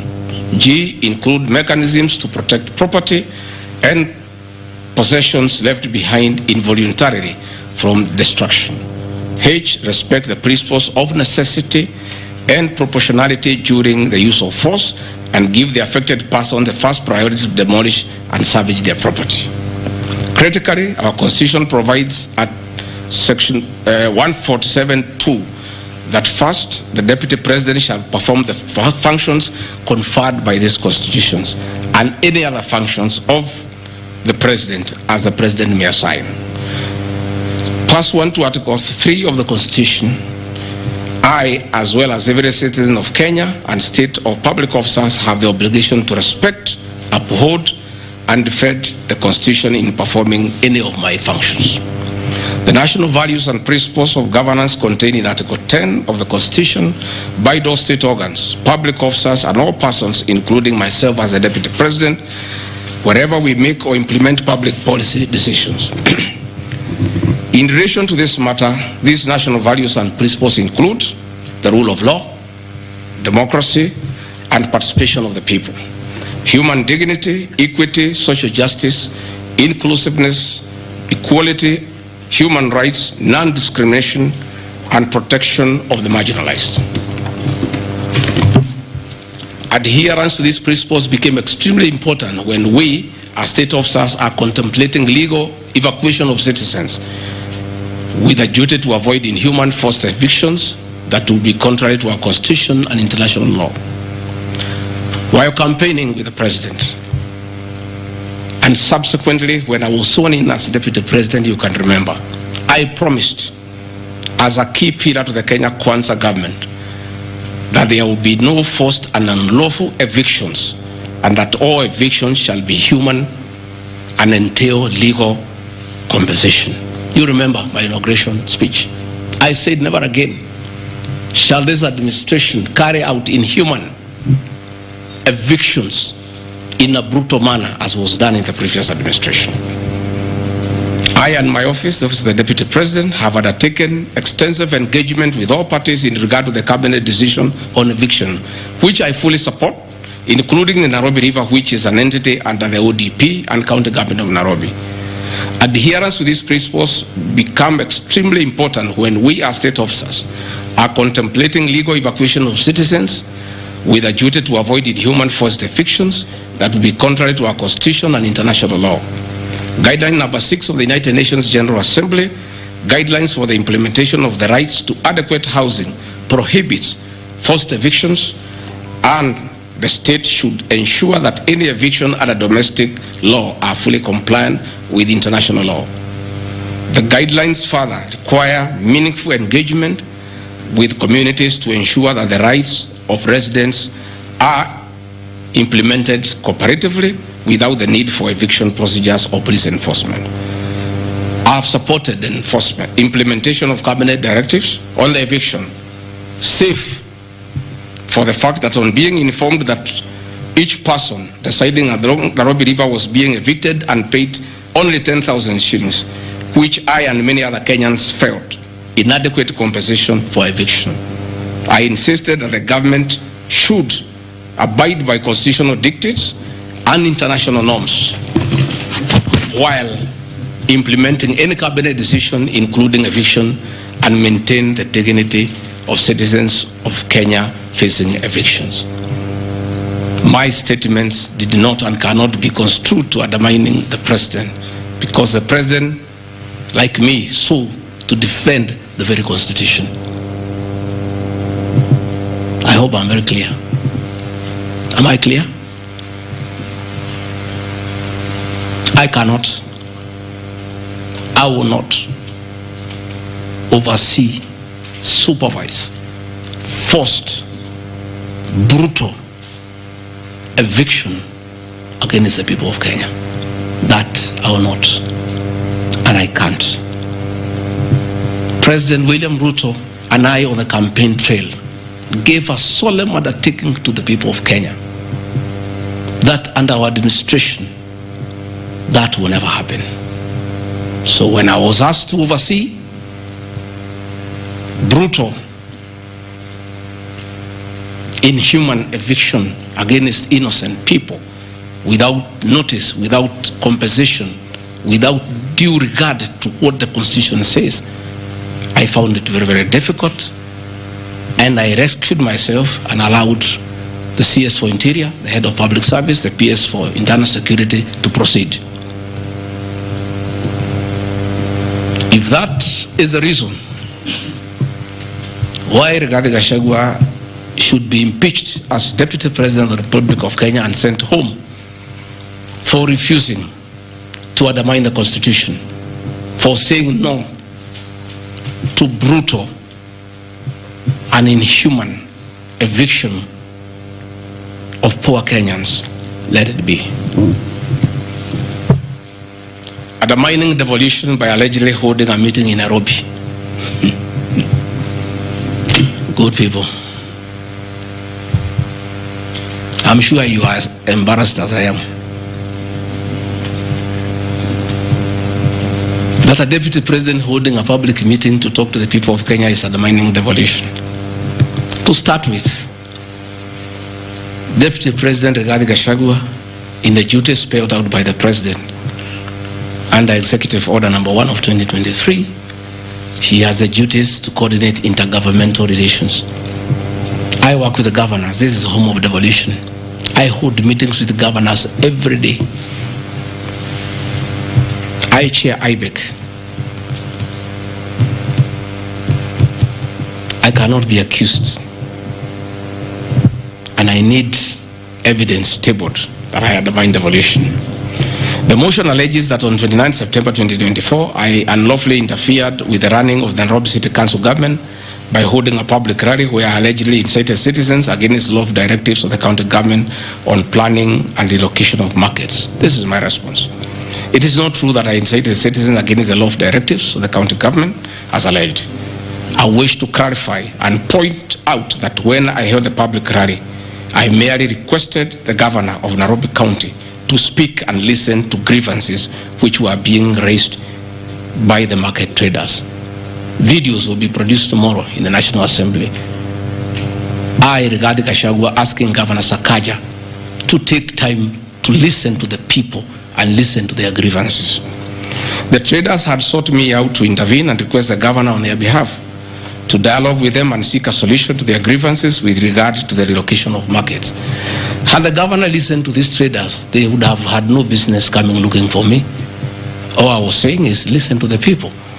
Before you relocate them, have public participation. Most of those traders have lived in Wakulima market for 40 years. They wanted to discuss with the governor what happens to us, what happens to our customers, what happens to the distances that we cover, what about the extra cost of going to the new relocation. And I think the traders were right. Requesting a meeting with an elected leader is their right. And when they requested me to go and meet them, because they were desperate and they needed somebody to hear to them, I did go and speak to them. Again, this motion alleges that on 20 September 2024, I unlawfully interfered with the running of the Nairobi City Council by inciting citizens against law directives of the county government. The leadership of Nairobi business traders approached me sometime in March 2024 at my official residence to discuss multiple issues affecting business and requested engagement in the resolution and intervention on these issues adverse to business. Consequent to this meeting, I directed that short, medium and long-term strategies be undertaken, coordinated by the Office of the Deputy President, to address the issues raised that are cross-cutting with the agencies including KRA, Kenya Post Authority, Counterfeit Authority, Kenya Bureau of Standards, the National Police Service, Kenya Copyright Board, given that the violation is under the Office of the Deputy President. I was just doing my work. On 11th April 2024, the Small Traders and Government Agencies Technical Committee, coordinated by my office, held a meeting to discuss issues raised by the small traders, including Udhuru Market, attended by ODP staff in a supportive role in keeping with the draft framework of cooperation and engagement between government, Nairobi City County, and the Nairobi business traders. Subsequent to that meeting, a meeting on 24th April 2024 between Nairobi City Council and the Nairobi small traders and numerous others, the ODP on 22nd July 2024 invited His Excellency Johnson Sakaja, amongst other state officers, to a meeting at ODP. Officers scheduled for 22nd July 2024 to review the draft framework of the cooperation and engagement between the small traders and the government of Kenya. On 3rd September 2024, the ODP wrote to Governor Johnson Sakaja and all other stakeholders, submitting a final combined draft of the framework for review and feedback. After all the engagement between all the parties and the draft framework, Governor Sakaja decided to arbitrarily proceed with the relocation of Muthurwa Market. That gave rise to the cry by the people. Meetings had been held, a framework had been agreed on, and as an elected leader, as Deputy President, I think going to listen to people who are in anguish, who are crying, is responsible leadership. The government that President William Ruto and I lead is a listening government, and going to listen to people cannot be an impeachable crime. I would like to know how members of parliament would want to send me home for going to listen to people who are crying that they need to be listened to. I would like to understand. Undermining devolution by allegedly holding meetings to fight alcohol.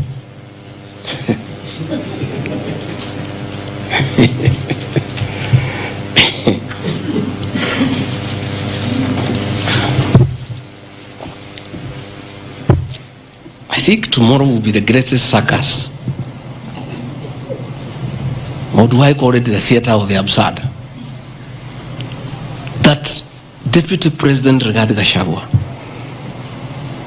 undertaking duties assigned to him by the President to fight illicit brews and drugs across the country, should be impeached because by doing so he is interfering with the devolution.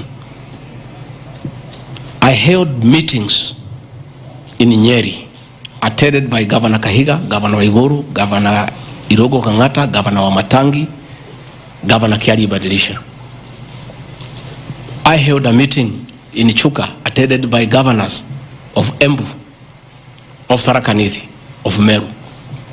I attended a meeting in Mombasa, attended by governors of Kwale, a representative of the governor of Mombasa, the governor of Taita Taveta, a representative of the governor of Lamu, to discuss.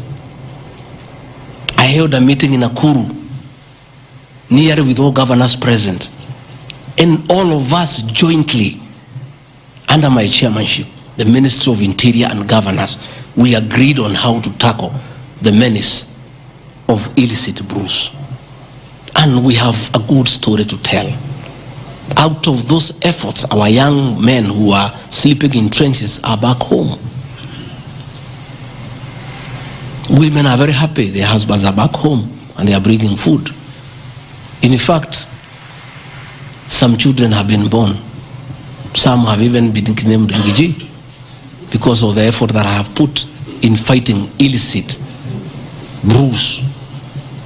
I think the people of Kenya would be shocked to hear tonight that one of the accusations against their deputy president and why he should go home is because he led the battle to fight illicit brews and drugs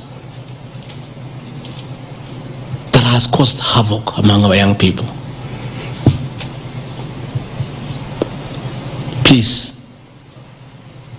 if Rigathi Gachagua is a problem, why don't you assign this job to somebody else? Because this job must be done. We must get our children off drugs. We must fight illicit alcohol. And saying that you want to impeach the deputy president because fighting illicit brews and drugs is interfering with the devolution. I think this is the greatest joke of the year. Even the 291 MPs who signed this motion, most of them, because I know them, have looked for me personally to thank me for the way I have successfully led the war against drugs and illicit brews. And that is why that sham public participation should have had my responses, so that the women could hear that one of the accusations against their deputy president is that he should be sent home because he was leading the war against illicit brews and drugs. I don't know. I think there is something wrong in this country. That somebody has sat down to draft a motion to impeach the deputy president of the Republic of Kenya. And one of the grounds is that he has interfered with the devolution by leading the war to fight illicit brews and drugs. This is a height of absurdity. And Parliament will be the theater of the absurd. I would like to hear what is the nexus between fighting illicit brew and interfering with the devolution. I would like to know. I've never had any governor complain. I've never had any MCA complain. I've never had any Kenyan complain. The only Kenyans who have complained are few. They are the manufacturers who are manufacturing poison under the guise of producing alcohol. Those are the only few ones. I beg the National Assembly and the Senate, most of the National Assembly, to save face, to consider striking this ground before the motion tomorrow, because it sounds ridiculous to the people of Kenya. Again, if Deputy President Rigathi Gachagua has to be sent home for fighting drugs and illicit alcohol, so be it. sensational statements against the National Intelligence Service and its Director General and other officers. My response. In relation to this allegation, I wish to state that the National Intelligence Service holds a very critical role in ensuring the safety and security of our country. They are responsible for gathering intelligence and share it with all our law enforcement agencies to ensure that the country is safe at all times. Consequently, when the country was caught flat-footed with regard to the scope and extent of the public's dissatisfaction with the Finance Bill 2024, which degenerated in the Gen Z protests, it pointed to the failure of the National Intelligence Service in carrying out its mandate. I am persuaded that the National Intelligence Service ought to have known beforehand that the public was completely opposed to the Finance Bill, and they ought to have briefed the President before the protests began, as this would have caused a change of tact by government regarding the proposed bill, and protests which culminated in the loss of innocent lives and destruction of property could have been avoided. Hence, I expressed my opinion, as this is in my public media briefing in Mombasa, and my utterances were not any different from what happens to other countries when there is lapse or failure by the intelligence agencies. Many of you will recall that after September 11th terrorist attack in the US intelligence agencies were massively criticized, and inquiry was even opened to investigate why the intelligence agency was not able to detect and thwart the terror attack.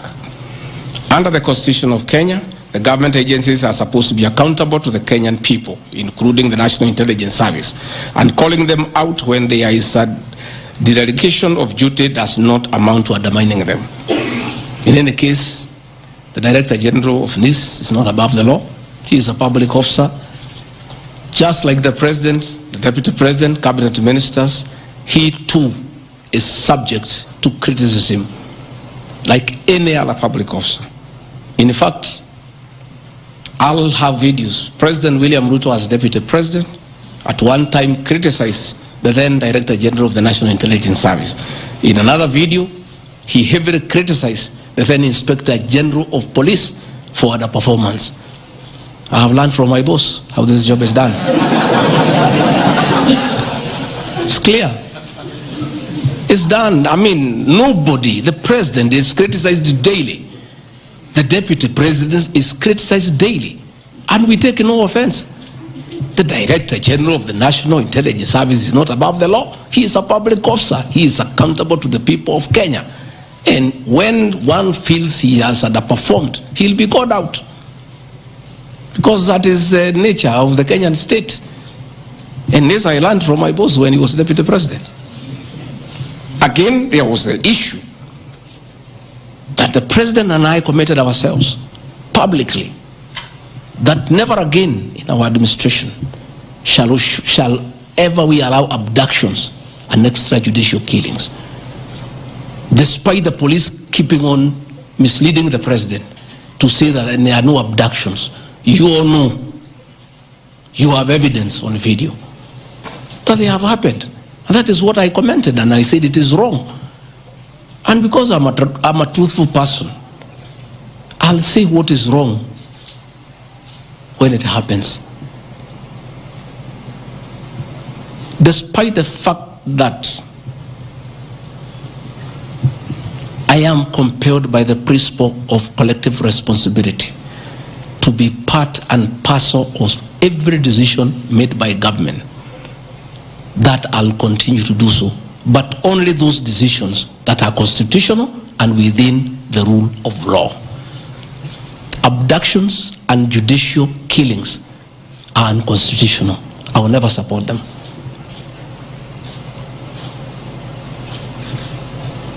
President William Ruto has been criticized left, right, and center. I have not seen him take anybody to court for criticizing him. Why is Rigathi Gachagua being impeached for calling out the Director General of the National Intelligence Service? The Deputy President is criticized daily. The judiciary is criticized daily. The media is criticized daily, including the Star, whom I have criticized today. But that is as far as it goes.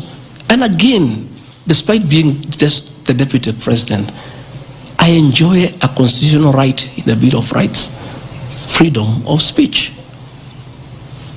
And if the Director General of the National Intelligence Service was aggrieved, there are mechanisms of how he can take me to court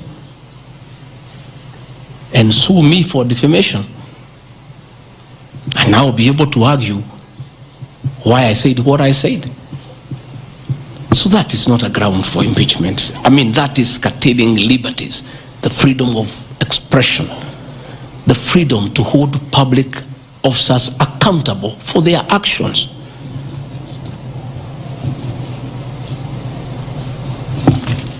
And I want to say finally,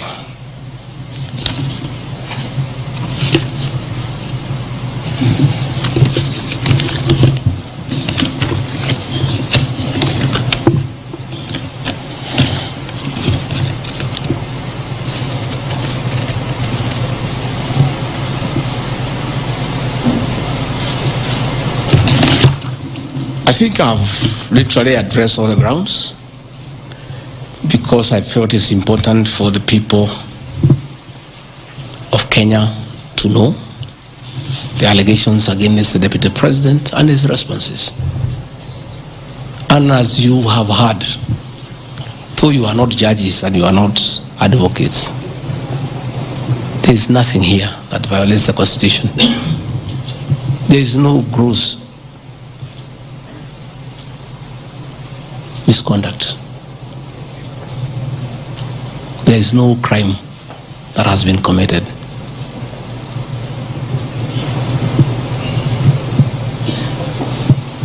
I'm innocent on all these charges, and I want to clarify my apology yesterday to the President did not in any way imply that I'm guilty of these charges. I'm not. This I'm not. My statement was that if there is something I've done to the President that I don't know, that probably has upset him, I ask for his forgiveness. But that was in no way an admission of this ridiculous allegations meant to overturn the will of the people. Finally, in conclusion, I want to say that overturning the will of the people is not a joke.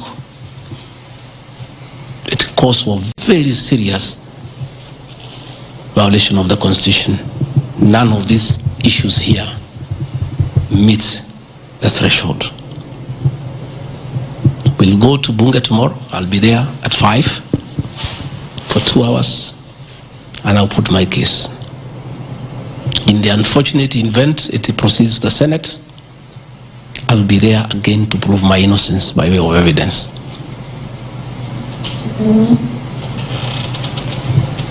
When I called this press conference, there was a lot of speculation that Rigathi Gachagua wants to resign.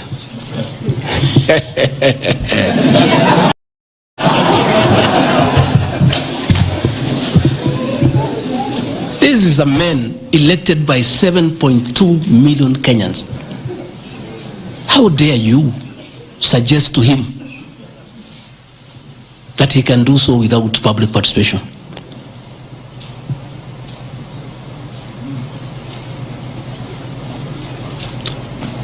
I have no intention whatsoever to resign from this job. I'll fight to the end. I have tremendous respect for our judiciary and the professional judges of the High Court, the Court of Appeal, and the Supreme Court. And in the professional manner they have handled serious issues affecting Kenya. The impeachment of a deputy president elected by 7.2 million Kenyans is not a small matter that can hastily be decided by a few members of parliament and senators and wish it away.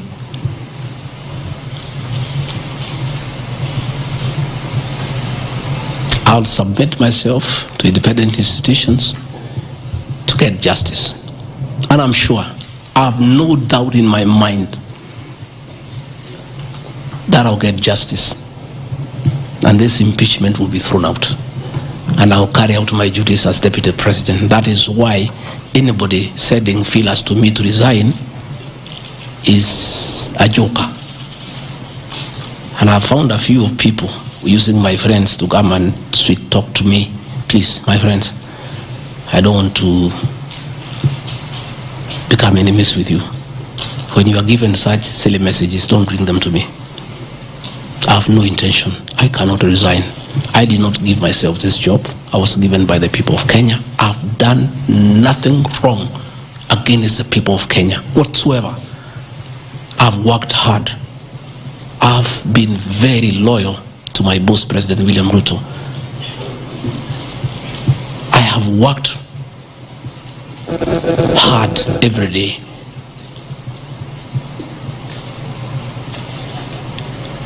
And I will not be distracted. I think there's one issue I've forgotten, one ground. The issue of the shareholding, isn't it? Even you guys can remind me if there's one issue that I have not dealt with.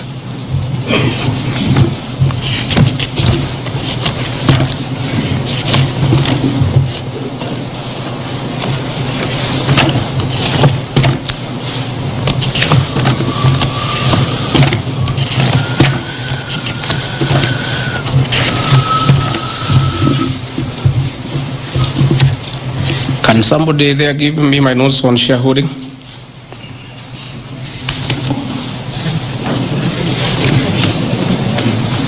Yeah, I have them here. That's okay. Yeah, this is an important one. Yeah, there are several. I had not, there are a few silly ones. There's one that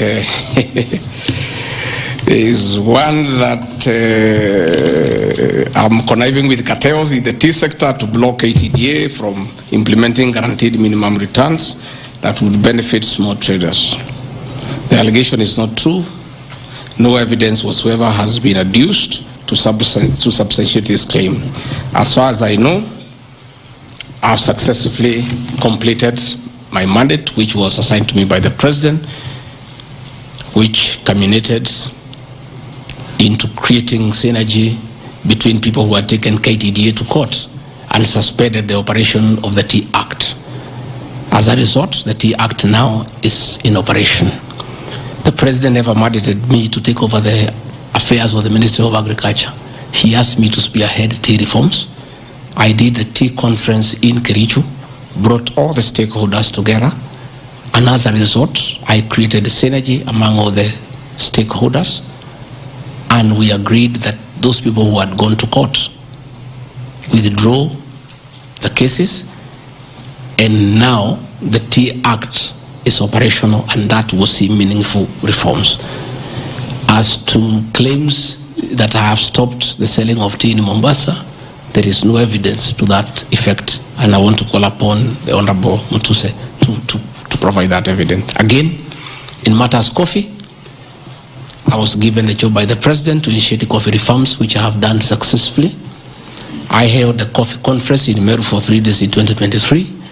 For the last 2 years, I have been working with stakeholders, including members of Parliament and the Senate, which has culminated into 2 bills. The Coffee Bill 2023 and the Cooperative Bill 2023. These 2 bills, the Coffee Bill 2023 will see the reintroduction of the Coffee Board of Kenya that will market coffee for farmers without putting profit. We have also recommended the reintroduction of the Coffee Research Foundation or the Coffee Research Institute in Roiro to work on better varieties and drought-resistant crops. Through my efforts, again, I have completed my work. The 2 bills are before the National Assembly. I call upon members of the National Assembly immediately after the impeachment process to embark on these 2 bills and see them to fruition so that farmers can enjoy the work we have done in coffee reforms. I have seen another absurd, that I have taken control of a local cooperative society in Madera constituency where I was a member of parliament. This is false. I should be told which society by name, because I know all the societies. I know all the farmers by name.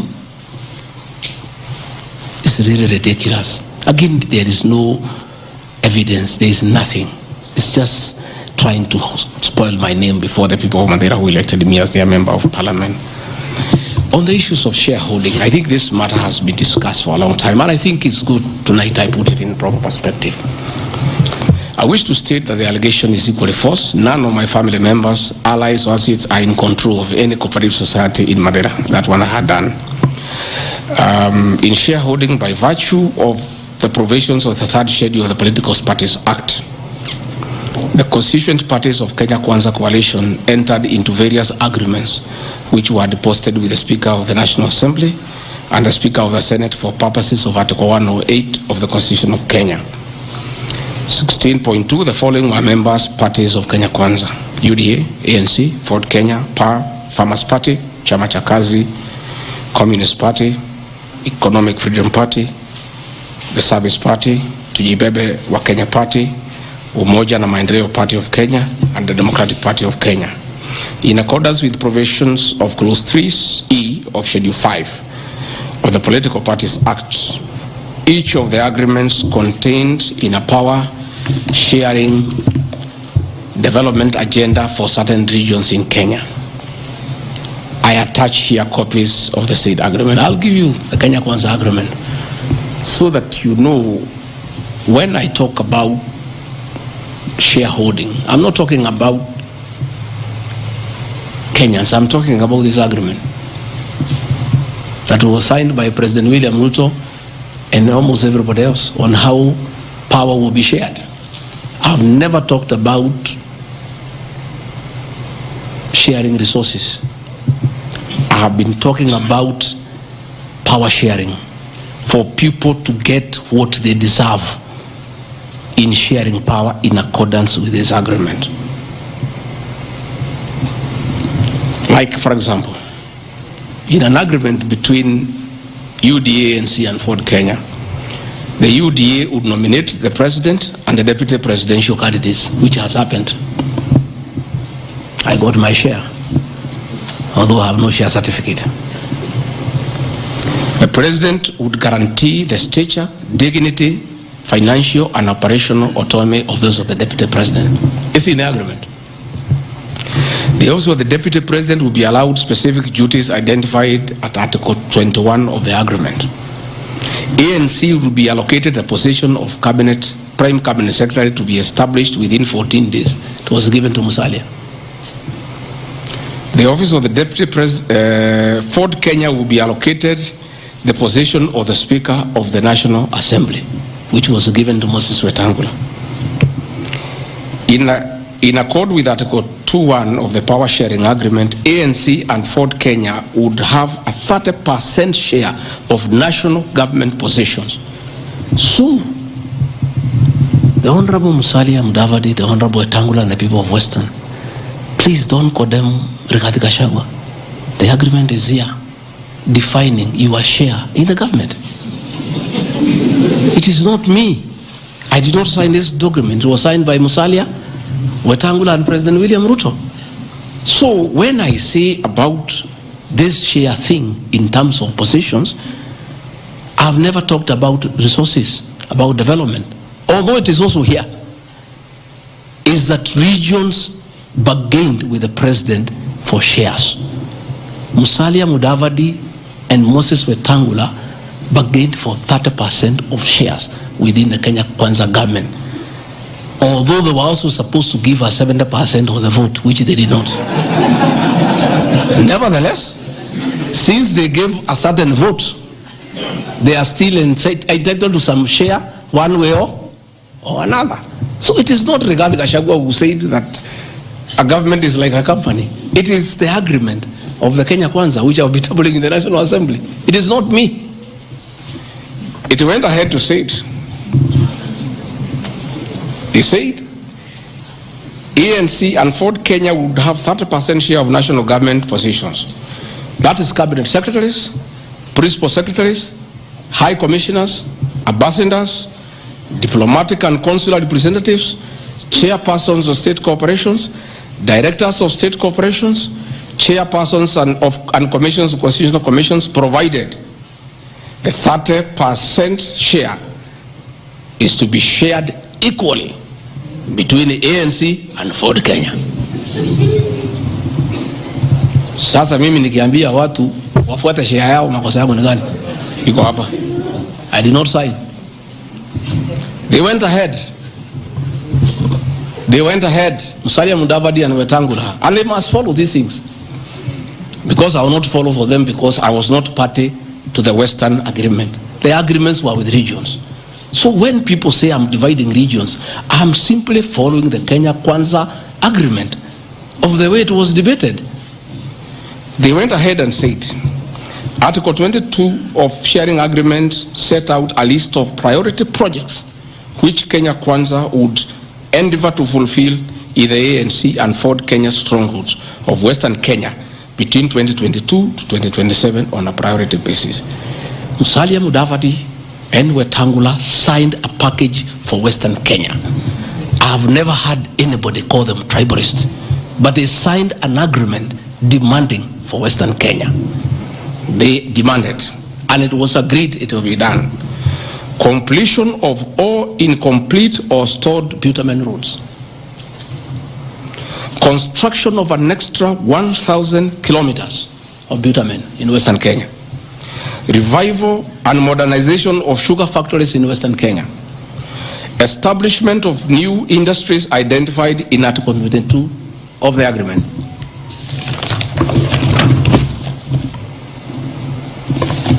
Ladies and gentlemen, this is the Kenya Kwanza agreement on shareholding. What crime has Rigathi Gachagua committed to be impeached by saying what President William Ruto appended his signature to, with Musalia Mudavadi and Wetangula, who will preside over my impeachment? What crime has this man committed? The crime of this man is just being truthful, because people do not want these things to be known. That is the problem. People have a problem that I'm a truthful man. The people of Western Kenya has now known today what their leaders signed with President William Ruto. It is upon them to demand their share as per this agreement. I did not sign this agreement. I will read the people who signed. But because I was present and I'm a truthful man, I fight for the people of Western Kenya. Power sharing agreement between Kenya Kwanza and PAR of Amason Kingi. I want to give two examples. Yeah? In accord with Article 8 of the agreement, PAR would be allocated the position of the Speaker of the Senate. He negotiated for himself. Let's be truthful.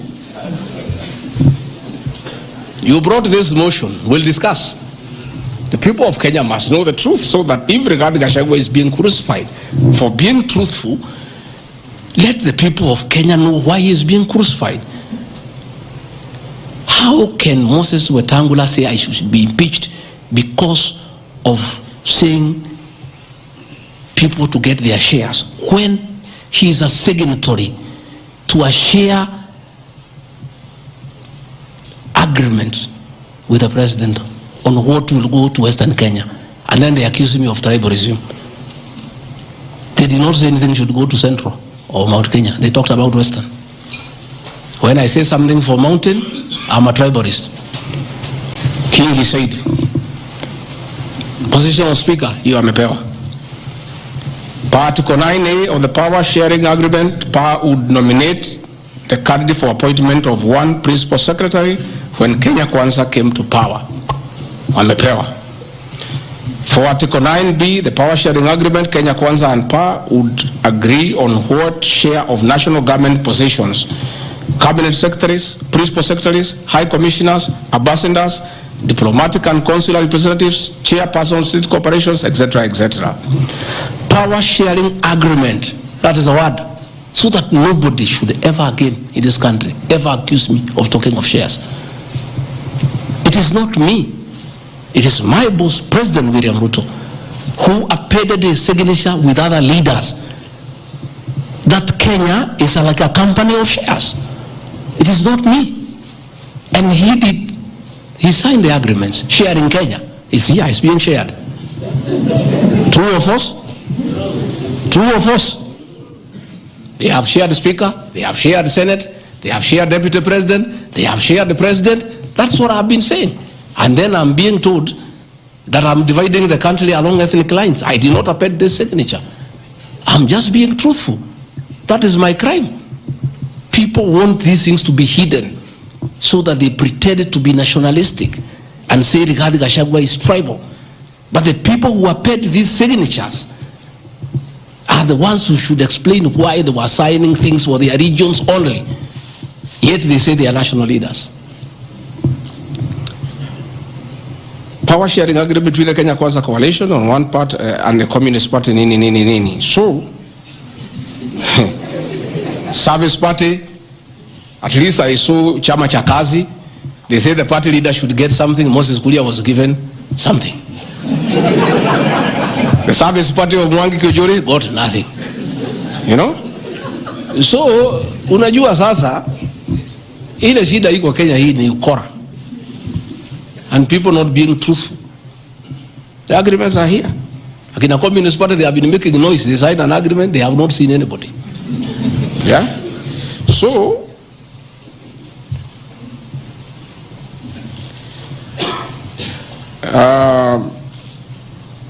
my speeches on the shareholder issue are informed by their aforesaid power sharing covenants, which are founded on law and lessons learned from the well-known disputed 202 NAC power sharing agreement. Further power sharing agreements are a feature of government formation in all democracies in the world that provide the formation of coalitions. My pronouncements on the issue, properly understood, are not only anchored in law, but entirely harmless and incapable of being construed as a basis for ethnic animosity, a danger to national cohesion, or a threat to national unity. On the contrary, coalition building has been one of the most important innovations since the disputed 2007 elections in ensuring stability, equitable sharing of political power, national cohesion, and fostering of national unity. Indeed, Kenya Kwanza's main opponent in the 2022 general election, Azimio la Umoja, One Kenya Coalition Party, was a political party consisting of 25 or so political parties who also executed a power sharing agreement as required by Schedule 3 of political parties. However, notwithstanding of the said power sharing agreements, upon election as the Deputy President of Kenya, I went out of my way, as required by the Constitution of Kenya, to serve all Kenyans regardless of their political preferences during the election or ethnic origin. I'll produce videos on all those things. Again, my decision to embrace the broad-based government following the decision of the cabinet after the Gen Z protest is that I support coalition building. And even when the Honorable Right Odinga came, he got some shares. True or false? I mean, surely, why is Rigathi Gachagua being vilified by just being truthful? You know, it's good to be truthful. I have heard that my saying we observe this agreement is a threat to national unity. I have never been caught by the National Cohesion and Integration Committee to tell me that I have said something that can create ethnic disharmony. On the issues of one man, one vote, one shilling, I am told again that it can create tribal hatred. How? The one man, one vote, one shilling is not a formula for Mount Kenya region. Far from it. The one man, one vote, one shilling talks about equity. The gist of that formula is that all Kenyans should be treated equally. If we are giving bursary to the children of Kenya, let us agree how many children we have. If there are 30 million, and we have 100 million, we divide equally and distribute to every constituency to those children. If a hospital takes care of 1,000 patients, we decide based on population what is the size of the hospital to be constructed in Roiro, where there are 800,000 people. If one borehole serves 500 people, do you construct one borehole in an area where there are 10,000 people? You need to construct more boreholes. That's all. And these populations are everywhere in Western Kenya, in Kisii, in Rift Valley. The high numbers are not just in the Mount Kenya region. This is a formula, in my view, that is good for everybody. Again, it is not a law because I pronounce myself. It's just an opinion. And in our democracy, I think it's only fair to allow people to have freedom of speech and to be entitled to an opinion. There are those who talk one man, 1 vote, 1 kilometer, and it is their right, and we should also listen to them and consider. And all those opinions can be harnessed, and people can agree which is the best formula to take care of the people of Kenya. That is all I said. I wanted to read to the people, of course, the projects that were negotiated, but I don't seem to have that page. I produce it tomorrow in Parliament. So that when they hear I am fighting, I am also fighting for them. Mine, for the Mount Kenya and President William Ruto, we never wrote anything, because I'm a very trusting man. So is my people, as we did word of mouth. So once in a while we may argue kidogo kidogo because there is nothing written. So sometimes it's when people say I'm blackmailing the president, but I'm simply asking, my boss, we agreed the following, can we please do it? We agreed this on that, can we do it? We agreed that the people of Mount Kenya who had been given jobs by Uhuru will not be removed without being replaced. We don't seem to be honoring that. Can we honor it? We agreed where we needed to replace somebody who has not performed, we exchange 1 for 1. Can we do it?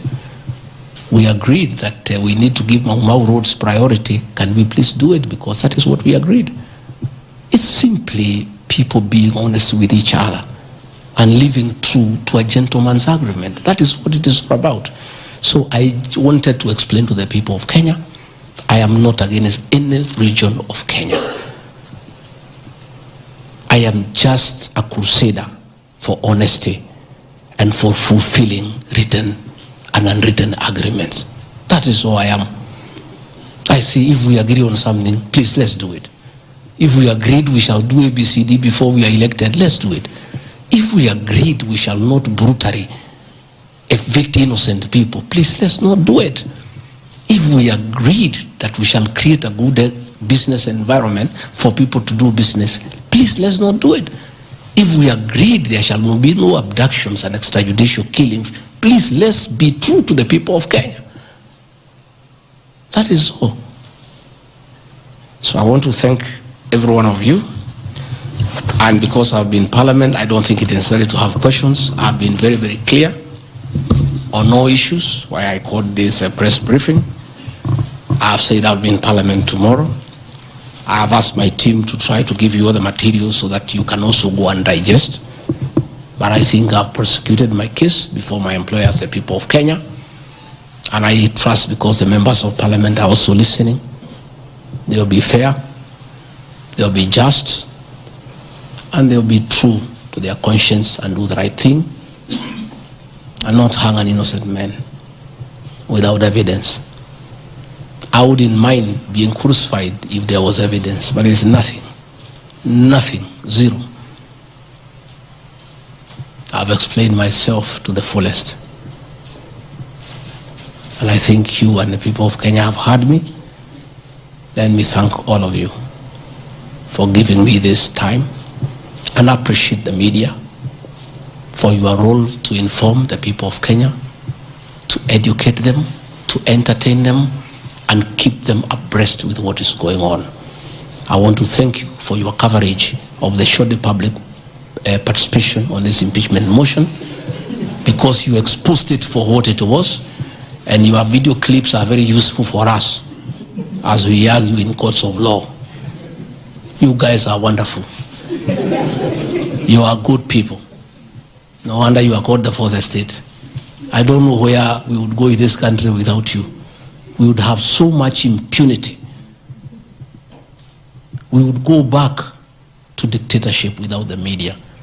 I want to encourage you to continue to be the watchdog on behalf of the people of Kenya, to protect the Constitution with zeal, to uphold the rule of law, and to call out impunity and corruption. And I want to say, after this impeachment, I want the members of parliament now to focus on the corruption scandals around our country. The Adani scandal, the issues in public health sector, the glaring theft of public resources. That is what parliament should consider and take time. And that is what the people of Kenya want. And I really want to thank the media for being a very responsible watchdog on behalf of the people of Kenya. Please continue writing. Where Rigathi Gachagua has gone wrong, please write. But always accord me the right of reply. Don't condemn me unheard. And I want to thank you tonight, because you have really written accusations against me. But I am also to blame because I never called you, isn't it? Now that I have called you, I want you to request you. Every accusation, put my answer. Is that not fair? Let the people of Kenya judge. You want to ask questions? Yes. But not outside this. Okay. Your Excellency, thank you. We appreciate your hosting us here. You have said a lot in the last more than nearly 2 hours, so I'll be very brief in relation to what you said. My colleague Sam Gituk hosted you here on the 20th of September, and you said a motion of such magnitude cannot head to Parliament without the sanctioning of the party at the parliamentary group level and without the go-ahead or the green lighting by the President. Has President William Ruto in effect sanctioned that motion now that it's in Parliament? Second, this is in relation to your statement on the 4th of January this year regarding High Court Judge Honorable Esther Maina you have mentioned. You said you accused her of corruption, and you said you'll file a petition, but we never saw you there. You nonetheless said that you have filed a petition. Can you tell the Kenyan people when you have filed that petition? Maybe you can note. This on the same because, Your Excellency, you and President William Ruto hold the ultimate office that must provide answers for the Kenyan people. You therefore are open to accountability, scrutiny, and questions. When you took your oath of office, you told the Kenyan people that the country has empty coffers, that you inherited empty coffers. However, your statement is contrary to what the Kenya National Bureau of Statistics says, that at the time when you assumed office, the country had at its disposal 3.02 trillion Kenya shillings, includes revenue plus appropriations in aid. Why, Mr. Deputy President, did you make such a misleading statement in front of the Kenyan people and the world? Regarding your shareholding question, I'm sorry to hold you to account, Mr. Deputy President, that the context in which you have provided the agreement between the parties, the Kenya Kwanza parties, and your defense is different. This is what we said in Kericho County, that this government on February 2023, this government is a company, you told the people, that has its shares. There are owners who have the majority of shares and those who just have a few, while others do not have any. You invested in this government, you told the people of Kericho County, so you must reap. You sowed, you tilted, you tilled, you put manure and irrigated. Now it's your time to reap. Some few months later, the High Court quashed the appointment of more than 1,406 KRA officials. And the judgment? 700 of those officials were either from the Kalenjin or the Kikuyu community. How much of a responsibility will you take, being part of the presidency, of such gross locking out of Kenyans who qualify, who are competent, who merit, yet half of those appointments went to only 2 communities? That's enough. Thank you. One, the issue of Justice Minor is sub judice. I don't want to discuss it because it's a matter before court, but I'll be able to give you the date when we filed so that you can follow the petition. As to the issues that this motion cannot find its way to the Assembly without the President nod, that is true. It can't. It has its nod. As to the issue of shareholding, again, this is a matter that I will be prosecuting. By answering your question, I'll delve into the merits and the demerits of the argument that will come up. But I also want to remind you that I did not say that it's a company. I said like a company. Like. You look at the clip, it's there. Like, I gave an example. And a company has shareholders. I've just read to you there's 30% here for somebody. That's what I was saying. I was just being truthful without removing the agreement. Again, I am not responsible for making appointments in Kenya. I don't make any appointments. The Deputy President does not appoint anybody. You know, the appointing authority. Ladies and gentlemen, because my lawyers tell me we don't want to delve into the merits and the demerits of the presentation that I've made. Yes, Karanja. My name is Ibrahim Karanja from NTV. I don't know if I can get a mic, please. My name is Ibrahim Karanja from NTV. Your Excellency, when you apologized to President Uhuru Kenyatta, you said that the words used then were out of political reasons. And that's why you are apologizing. So why should Kenyans believe you today that what you're saying is not for political reasons, for your own immediate benefit? My second question, Your Excellency, what next if this impeachment happens tomorrow? If you're impeached, what next for you? If you're not impeached, then what next in this political marriage between you and President William Ruto? Let's say your answer is what I've discussed here are facts. It's for the people of Kenya to look at the facts and decide whether they have the necessary veracity or not. As to what I'll do or not what I'll do, let's cross the bridge when we get there. My name is Joel Chacha from I think good people, we have had a long night. We have had a very long night and you need to go and file your story. I want to once more thank you very much. Good people, asanteni sana, Mungu awabariki, tutaonana kesho. Thank you.